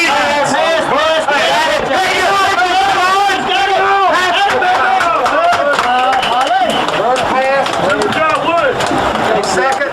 That was our big play. They watching the quarterback then. Who? Okay, hey, Steve. Throw back to that quarterback now. Come out of there. Off that reverse. He come out and kept going. Jim. Check the throwback. Now, do you think they're not worried? Yeah. Well, he was checking there. What they were alluding to is that after he handed the ball off, the quarterback continued on, and he's concerned that he wasn't watched sufficiently. And they said, hey, now wait, make sure you watch that quarterback after he reverses the ball. So it comes to 2nd and 10 for Nebraska. Roger Craig breaks it for the moment, comes inside the 45-yard line, and the omnipresent Jeff Davis knocks him down.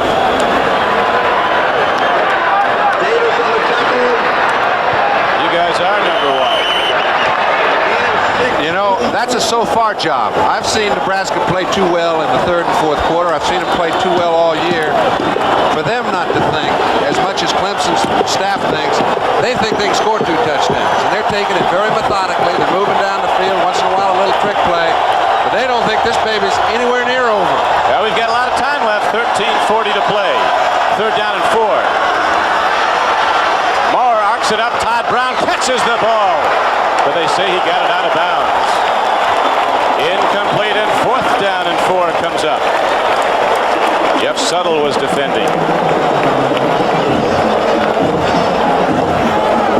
Okay. Terry Kennard really played the ball pretty well. It looked as if Todd was open. It looked like he could have stayed in bounds. He could not. The ball had to be thrown where it was, or Kennard had made the play. This year, the Clemson defense held 10 of its first 11 opponents to under 10 points. Not many expected they do it against this high-power Nebraska offense, but so far they have. 22-7 is the score. Clemson is in the lead with 13:35 left to play in the game.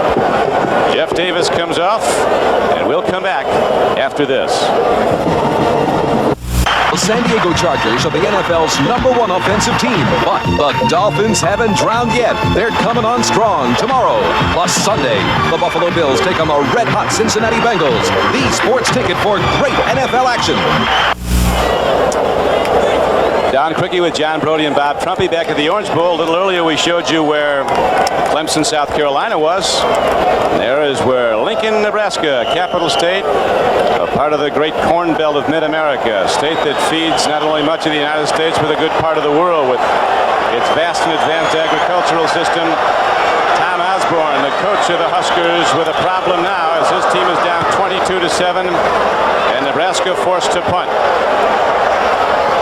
High point hit a Nebraska player, and then they downed it. So Clemson in the lead, 22-7, goes back on offense. 32-yard punt. Tiger paws. They're not hard to find in Miami right now. Between oranges and orange tiger paws, we got a lot of orange down here. You got that right. There might be a party among these people afterwards. They have a good group that's come down the pike down to Miami from South Carolina, and they're campers. They've come every which way. A lot of football left. Those fellas in the orange jerseys know it. Homer Jordan rolling out. Homer's on the run.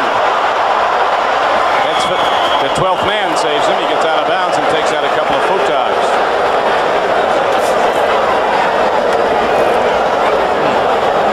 Homer Jordan, who's survived the Nebraska defense now, shaken up, going out of bounds. Let's check in with the coaches again up here in the press box.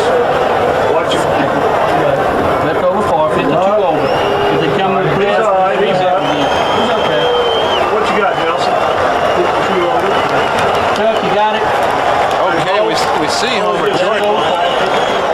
The coach wants to put him back in, and it's really funny, you know, when a player gets injured and they call timeout, he has to come off the field. I think the concern that Ford had is, hey, he was injured, but by a photographer, a couple of them down there running into them. How can that be called? You see, he runs right into the. It looks to me as if he ran right into the camera, and that's a danger. It is. Glad to see he's all right. Homer Jordan back in. You see he's run the ball, not for a lot of yards, but he's done it at opportune times when he's been trapped and he's gotten away from a lot of corners. They've been hemmed in a few times and gotten out. Passing, he's been superb. 19 throws. He's completed 11 for 134 yards and a touchdown to his All-American Perry Tuttle. 2nd down and 6 coming up for Clemson from the Tigers' 23.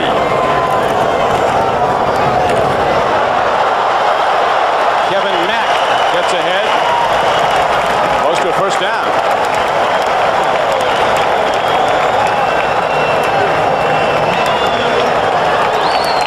Hope you're enjoying this innovation of taking a check on the coaches in the press box. Let's check in again now and hear what's going on in the Clemson press box, where there's the sweet touch of Dixie in the voices. Come on, bud. Come on, football. Let's go. Come on, Brad. Come on, Brad. Make sure 89, 80 call. 80 call. Get him down. Go back to it, Perry. You got rid of it.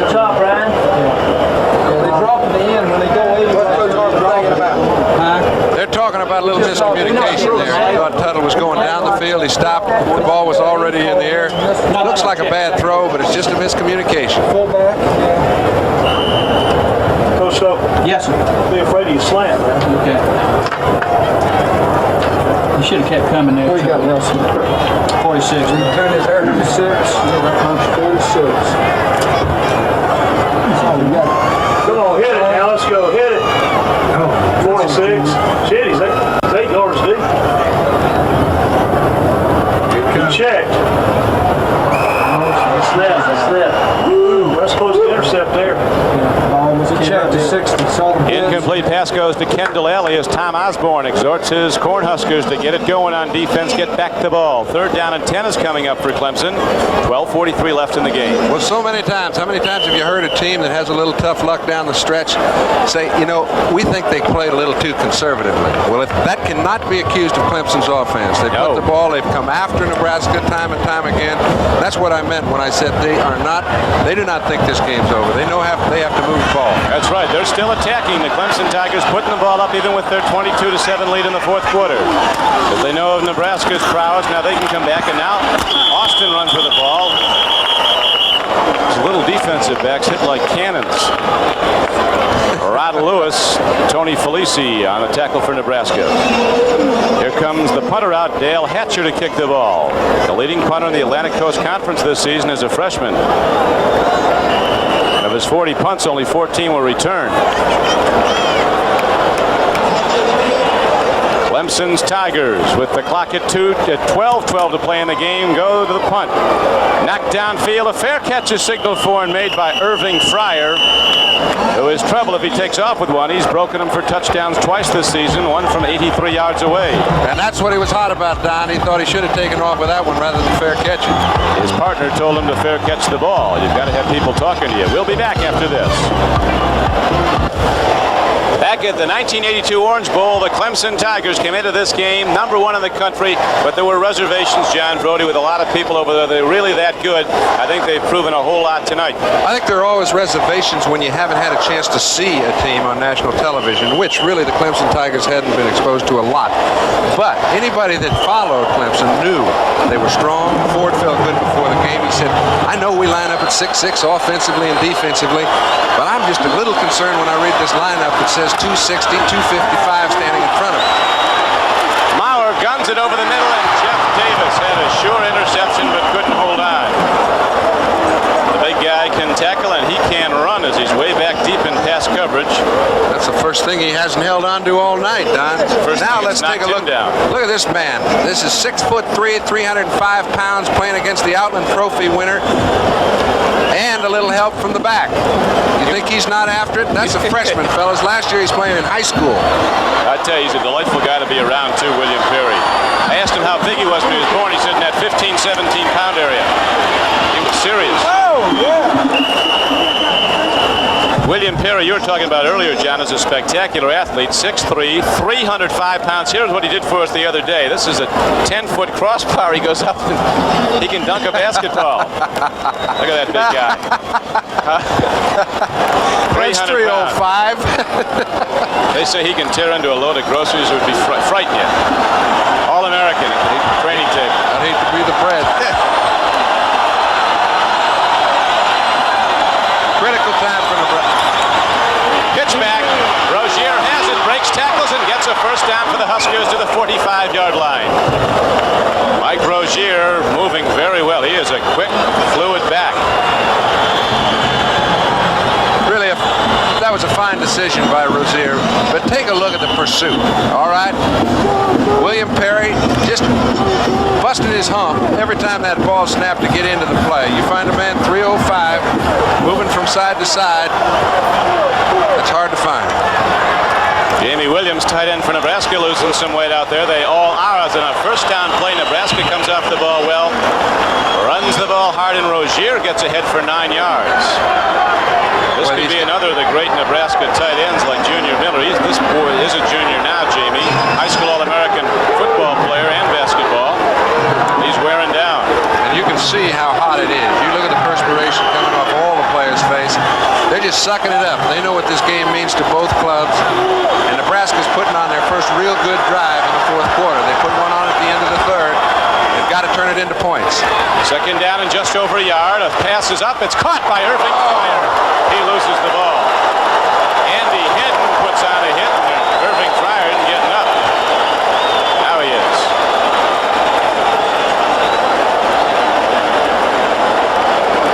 It's tough out there. This is a well-thrown ball by Maurer. Play action pass. Really, everybody in the house knows this baby's going up top. Good attention on the ball, but Hedden had better attention on him. Irving Fryer from Mount Holly, New Jersey. Some good football players come out of there. One for mention, Franco Harris of the Steelers. Now it's third down and just over a yard. Pitch back Rozier. You remember the touchdown before on this play, but he's going to run it. He's got the first down, and he's down to the 37-yard line. First down, Nebraska. Don, do you remember when we mentioned that little reverse play where look out, he might throw it back to the quarterback? That's what that play was intended to do. Well done on defense by Hedden. Had Maurer covered. Beck made an excellent decision, more than a run. Early in the game, on the second possession of Nebraska, you remember Rozier on that same play rolled out and threw a touchdown pass to Anthony Steeles, and Nebraska took the lead. That was their only score of the night so far. Now they go to the run, and look at Rozier break tackles. Superb running by the sophomore Mike Rozier. This time he goes for 13 yards right up the middle. Rozier's been the key man in this drive and has played well all evening long. His offensive line gives him a real good surge, allows him to get through at the point of attack. When he does, he knows what to do. He leaves Anthony Rose on the ground, picks up another first down, and they're on the move. On the move they are, as Nebraska's now down to the 26-yard line of Clemson. Pitch back. Roger Craig, what a great play, and Craig breaks, and he's going to go in. Roger Craig is in the end zone for a Nebraska touchdown.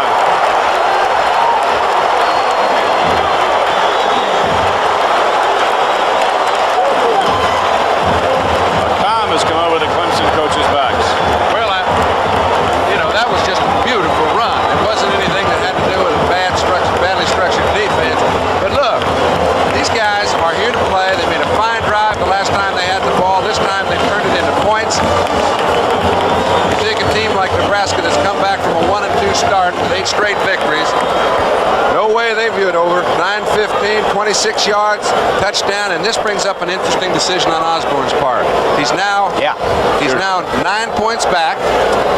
If they think they can kick it, do it this time with in my opinion, I think he'll try and kick it. Okay? I think he'll try and kick it because that gives them a chance, if they make another touchdown, to go for the two-pointer to win. And you want to leave yourself in that position. You don't want to miss a two-pointer now and have 9 points to pick up, because it would be a letdown for your entire squad. Right now, John, he's keeping his regular offensive unit out there. See if he sends in the kicker. I would expect him to do that. It's one thing to go for a two-pointer from 3 yards out. It's another thing from 8. But they're having a go at it. They're apparently going to have a go at it. 22-13 and a lot of time left. 9:15 to play in the game. I'll explain the reason in a second. It was my mistake. Look at this. Unbelievable. They must have found something they like in that Clemson defense. They hadn't found it all night. But Roger Craig runs it in for the two-point conversion. No, that's why Osborne's coaching. I'll tell you why. Because he is so happy. He could not put them in a better position than gaining a tie if he doesn't go for a two-pointer. He says, file the tie. We're going to try and get 2 two-pointers to win the ball game. They first got to get another touchdown, but it was an excellent call, and I made a mistake in my judgment. Well, that's fully acceptable, John. You mean I made it before? We've got 9:15 to go, and it's getting real good again here at the 1982 Orange Bowl. Roger Craig for the two-pointer. We got got a good one going in Miami, Florida. Don Prickey with John Brody and Bob Frumpy. 9:15 to play in this national championship game. The Clemson Tigers, now their lead down to 7 points, 22-15. And here is the kickoff by Nebraska after their touchdown. It goes into the end zone, and Clemson's going to bring it out. Harry Tuttle dancing his way upfield. He's swept under as Nebraska comes alive now. The whole team inspired by the touchdown and then the 2-point conversion on the run, and Nebraska just 7 points down with 9:11 to play. Mike Knox, a freshman linebacker from Castle Rock, Colorado. They say he's going to be a great one. Was down to make the play on special teams for the Huskers. Remington has keyed the Nebraska blocking on those runs up the middle. I think Tom Osborne illustrated after that two-pointer that this is not just another ball game. That was for sure up and down the sidelines, running from 8 yards out for the extra point. 2-pointer. Homer Jordan gives off. Look at the stick there. Felici, the junior defensive end. The Nebraska defensive ends are small, like outside linebackers. Small from a lineman standpoint. He's 6'2", 197, and Felici puts on a textbook hit. The game clock down to 8:50 and running, and now Clemson goes 2nd down and 9. Boy, the toughest thing in the world is to have a ball game that you think is in control, get out of hand, and start coming at you the other way. They know they have to make something happen again offensively to keep Nebraska from getting that ball back in good field position. Homer Jordan has a problem. He eludes it for the moment, throws downfield, and coming back at the ball is Tuttle. Got it on the one hop.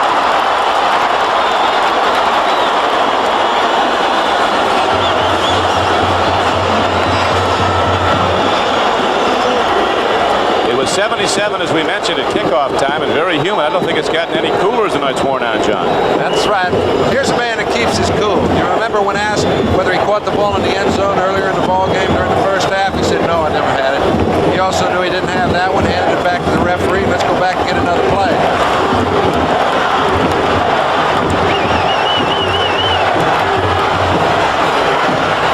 Jordan on 3rd and 9 is swung down the 13-yard line. Nebraska's defense coming up with the big plays. Jimmy Williams, the All-American, and you see the concern on the face of Danny Ford, the Clemson coach. That's the first smile we've seen out of Osborne in quite a while. He knows his ball club's back in the game, and his defense is playing as well as it did all night long. Nebraska has really come back. Here's a punt now. Hatcher hits it high. Irving Fryer with a fair catch. And the Huskers start out at their 38-yard line after a 49-yard punt by the freshman kicker for Clemson. 7:49 to play in the game. Nebraska down by 7, takes over 1st and 10 when we come back to the 1982 Orange Bowl.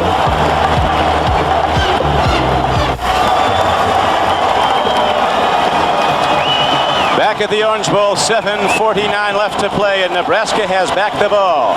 The Cornhuskers, resurgent here in the 4th quarter, scored their last possession, hit the 2-point conversion on a run, and now they're down by 7 as word comes in from New Orleans that number 2, Georgia, is losing to Pittsburgh with just 20 seconds to play. And don't think Nebraska doesn't know that.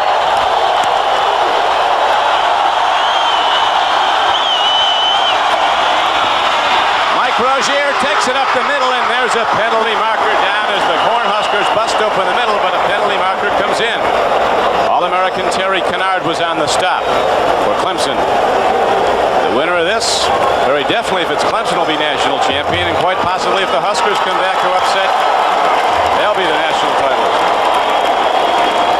That was the top 10 at the outset of the day. Alabama has been beaten in the Cotton Bowl.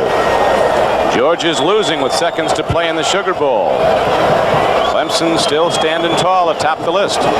That would mean it's the first time that a team came into a bowl with 2 losses with an opportunity to win the national championship, and Nebraska couldn't be in a better position. That penalty hurt them some, but that's the 8th Nebraska penalty. Clemson has 5, but really it's the first severe one in this half. It was a big one. It sets them back from a 1st down. It's still 1st down, but it's 1st and 15 and back inside the 35-yard line. Nebraska's begun to run the ball well, though. Pitch back. They had an option. Rozier gets it.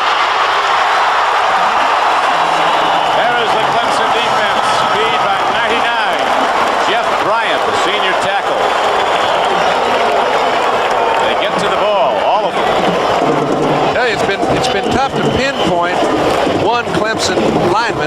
Jeff Bryant is an All-American football player. You see him, number 99, making an outstanding play.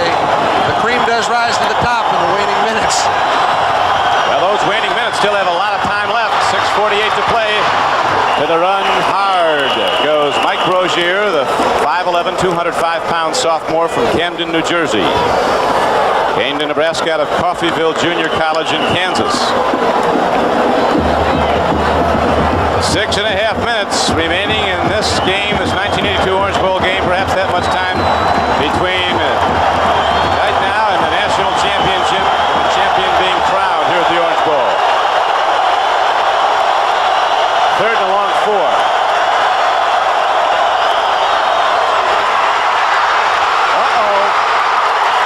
Roger Craig gets the ball, but Hollis Hall is right on him. A substantial loss on the play. Nebraska must punt. Loss of 13 yards on the play. That is one of these plays that was not determined by poor execution offensively. That was Benish, a man we hadn't seen an awful lot tonight, making a great play at a critical time. Again, one of their top ball players coming up with a big play when they need it most. Billy Davis goes back deep for Clemson now to receive the punt. Grant Campbell, number 24, ready to hit it for Nebraska. And he really hits it. Boy, they get some kickers out here tonight. Look at that shot.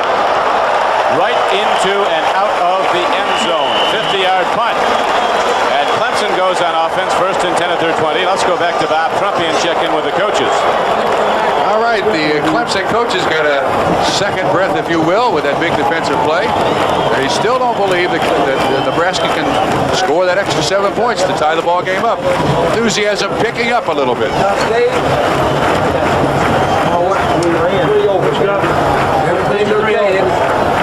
Hey, listen. All right, Nebraska's defense has come on so strong in the second half, Don. Jordan's been sacked 7 times, 11 all season, 7 tonight.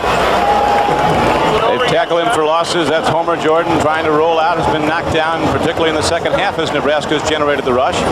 Dan Kroger makes the tackle there on Jeff McCall, the Clemson fullback. And the game clock ticks on down to 5:08 to play. And it does become a consideration because Nebraska has only 1 timeout left. That's right. They can't afford to give Clemson a couple first downs and get back in the ball game very easily. Tuttle comes out wide to the left. Magwood's in the slot down at the lower portion of your screen, number 2. 2nd down and 8, Clemson. Good handoff. Jeff McCall got it. Good fake by Homer Jordan, and Coach Osborne paces the sidelines, waiting for his Nebraska Cornhuskers to get back the ball.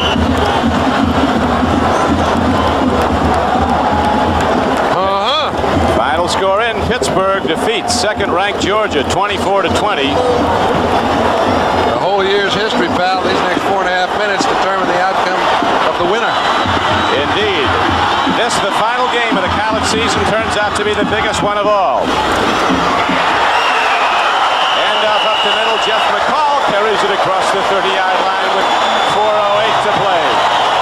Clemson 22, Nebraska 15. First down, Tigers. And earlier today, you just saw that number 2, Georgia's lost. Earlier today at the Cotton Bowl, number 3 was also beaten. And right now, at the 1982 Orange Bowl, the Clemson Tigers, resplendent in their bright orange uniforms, trying to win this game and win the national championship. 3:49 left to play, and they lead by 7. Handoff, straight ahead in the first down carry, Chuck McSwain, a 190-pound tailback from Caroline, North Carolina. Takes it ahead, gets some yards. You see the game clock ticking on down to 3.5 minutes to play. And Osborne continues to pace the sidelines, the quiet desperation of a losing coach, but he's not done yet.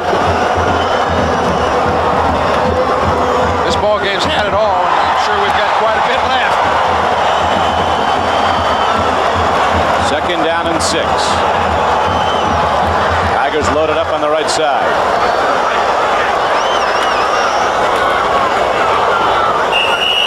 Hey, Jordan handles the ball with great outright sleight of hand. And you know, it's a very high percentage of problem type offense, and yet both teams combined have only had 3 turnovers all night. Nebraska's had 2, Clemson's had 1, and the 1 was an interception down in the end zone, which was a great play by Lindquist, and so he's absolutely been errorless. They came from all over America to see if number 1 Clemson really was that good. And right now the Tigers going for a first national championship. Send their quarterback to running. Homer Jordan breaks open. Look at him go.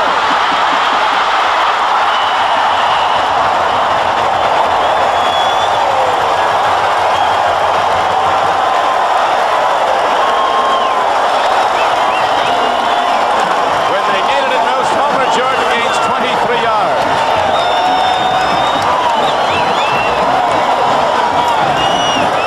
The qualities, Don, that you really check are those in a tight ball game, greatness of a football team, the right side and left side of the offensive line for Clemson's been great all night, but this man's just been coming up with play after play after play in critical situations. Now there's only 1:58 left, another first down with a 7-point lead.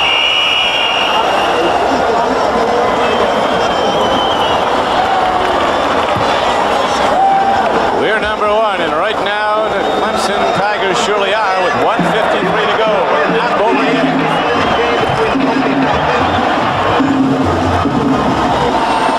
Tell you what, I think they let the time run out, took the 5 yards because Jordan made a great play. He was out of breath. You don't want to make a mistake from being tired in a critical time like this. 5 yards means nothing. Hold on to the ball. What a football game. 1:53 to go. First and 15 now to the penalty. And there's nothing there for the Clemson run as fullback Jeff McCall is knocked down at the Nebraska 45. That might be the last one. I believe it is. Nebraska's last timeout has just been signaled for. 1:43 to play.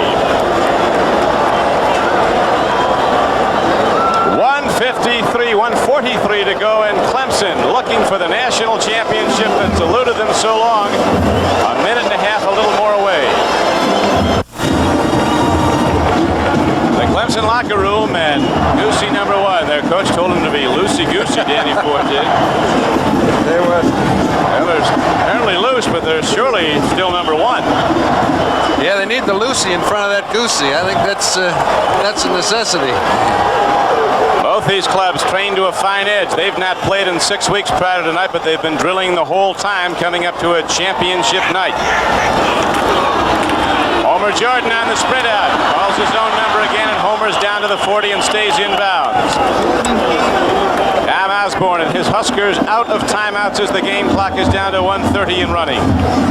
The Clemson players very conscious of those who would repudiate their number 1 ranking, but Clemson is the only team in the nation to have defeated 2 teams currently ranked in the top 10. Second-ranked Georgia and 9th-ranked North Carolina, the Gator Bowl winner. You know, and I think if Nebraska stops Clemson on 3rd down, it'll be interesting to see if Ford punts. I'm sure he will, but they'll only have about 30 seconds left, and it's a great commentary for the offensive line of Clemson. We're down inside a minute to go as Clemson goes to the run. Other than Clemson, this has not been a good year to be number 1 in college football. Week number 1, the Wolverines were number 1. Notre Dame was number 1. The second week of the season, they were gone quickly. USC held it for a while, but they left. Texas had the top ranking. They were knocked off. Penn State then had it for a couple of weeks. And then Pitt took over. Clemson held it, took it over in the 13th week of the season. These Clemson Tigers were not even in the top 20 at the outset of the season. The game winds down. Congratulations to the Orange Bowl committee, volunteers all who put their hearts and minds and everything they've got into a great week culminating this game. The president of the Orange Bowl committee, Steve Hudson, the president-elect, Charles Kimbrell, Vice President Steve Lynch and Bob Lafferty and John Holt, Frank Callahan. Reason to celebrate in Miami as Coach Danny Ford, the Coach of the Year, 17 seconds away from locking up a national championship. 33 years old. Don, there's a lot of discussion going on right now, and those people that think the ball game is over have to wait just a second. How many games have ended 17 seconds to go? Now, we've already got the outstanding players, but we haven't got the final score. score. The outstanding players are very well deserved. I can't think of any two who deserve it more. Jeff Davis from Clemson, all over the field all night. Homer Jordan doing the offense as well as he did. They're talking about whether or not to punt it. The assistant coaches are trying to convince Ford to fall on the ball, and I think they've done it. Well, 17 seconds away from the national championship. What a night for Danny Ford and the Clemson Tigers. The executive producer of NBC Sports is Don Ohlmeyer. The coordinating producer of football is Ted Nathanson. Tonight's telecast of the 1982 Orange Bowl was produced by Mike Wiseman, directed by John Gonzalez. And here is Homer Jordan running out the clock if he can. Down to 12 seconds, 10 seconds, and it can't stop now. Nebraska's out of timeouts, and Clemson has indeed proved itself to be the #1 team in all of college football. Now people file out onto the field with 6 seconds left. A lot of things happened, Don, with a few seconds left in a football game. The officials had to stop it. The people were coming out on the field. I think there's a good chance that Nebraska will get one more play. It looks like a kickoff defense back there. They've got 6 defensive backs as far back as they can go. I'm sure they'll put their best 4 rushing linemen trying to get to the quarterback. Not much doubt as to what Nebraska will try to do. Anything short of the end zone, the ball game's finished. 6 seconds to go. We'd like to thank our NBC statisticians, Steve Dan, spotters Tom Simmons, and Jeff Rose, as we have just 6 seconds away. Nebraska lining up. Clemson's got about 15 people, it looks like, playing center field. They've got 6. They've got 6 back there playing center field, Don. They've got 7 in the secondary. They're going to rush 4 people Danny after Ford. the passer.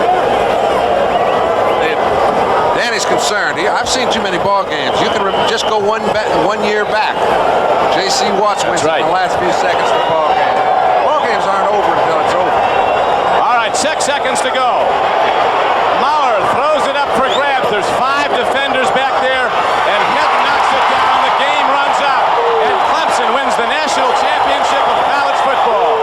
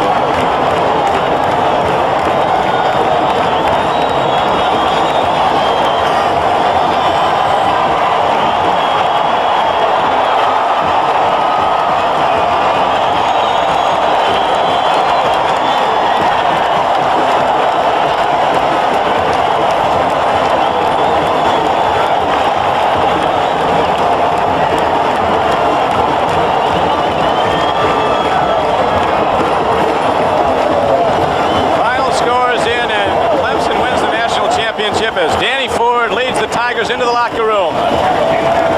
22-15 the score. Clemson led at the outset 3-0. Nebraska came right back and scored on a sustained march. It looked like the Huskers were in the roll. Clemson took the lead at the half, never gave it up, extending it to 22-7, and then holding on and winning 22-15, completing the dream season, the perfect year. 12-0 in a national championship. Don, I think more indicative than the fact that they even won the national championship is how they won it. Nebraska came back, had all the momentum going their way with a little more than 4 minutes to play. They held the ball and ran out the clock except for the last 6 seconds, and I mean, they deserve to be national champions. Celebrate good times. Come on, and let's go down now to the Clemson locker room and Bob Crumpy. Bob? Thank you, Don. Well, you had one as a graduate assistant under Bear Bryant. Now you got your own, a national championship. Well, I think I'll wait till Tuesday or whenever they vote and see that. But you know, a lot of people didn't believe in Clemson, and I think that we got a mighty fine group of young men, and all except about 2 missed tackles out there. We played pretty good, and then we tried to make it so close we couldn't hardly stand it out there. But our guys were fighters, and they did a super job. I think our coaches had a great game plan. Our guys executed real well. We were very happy, and this call will sink in after a while.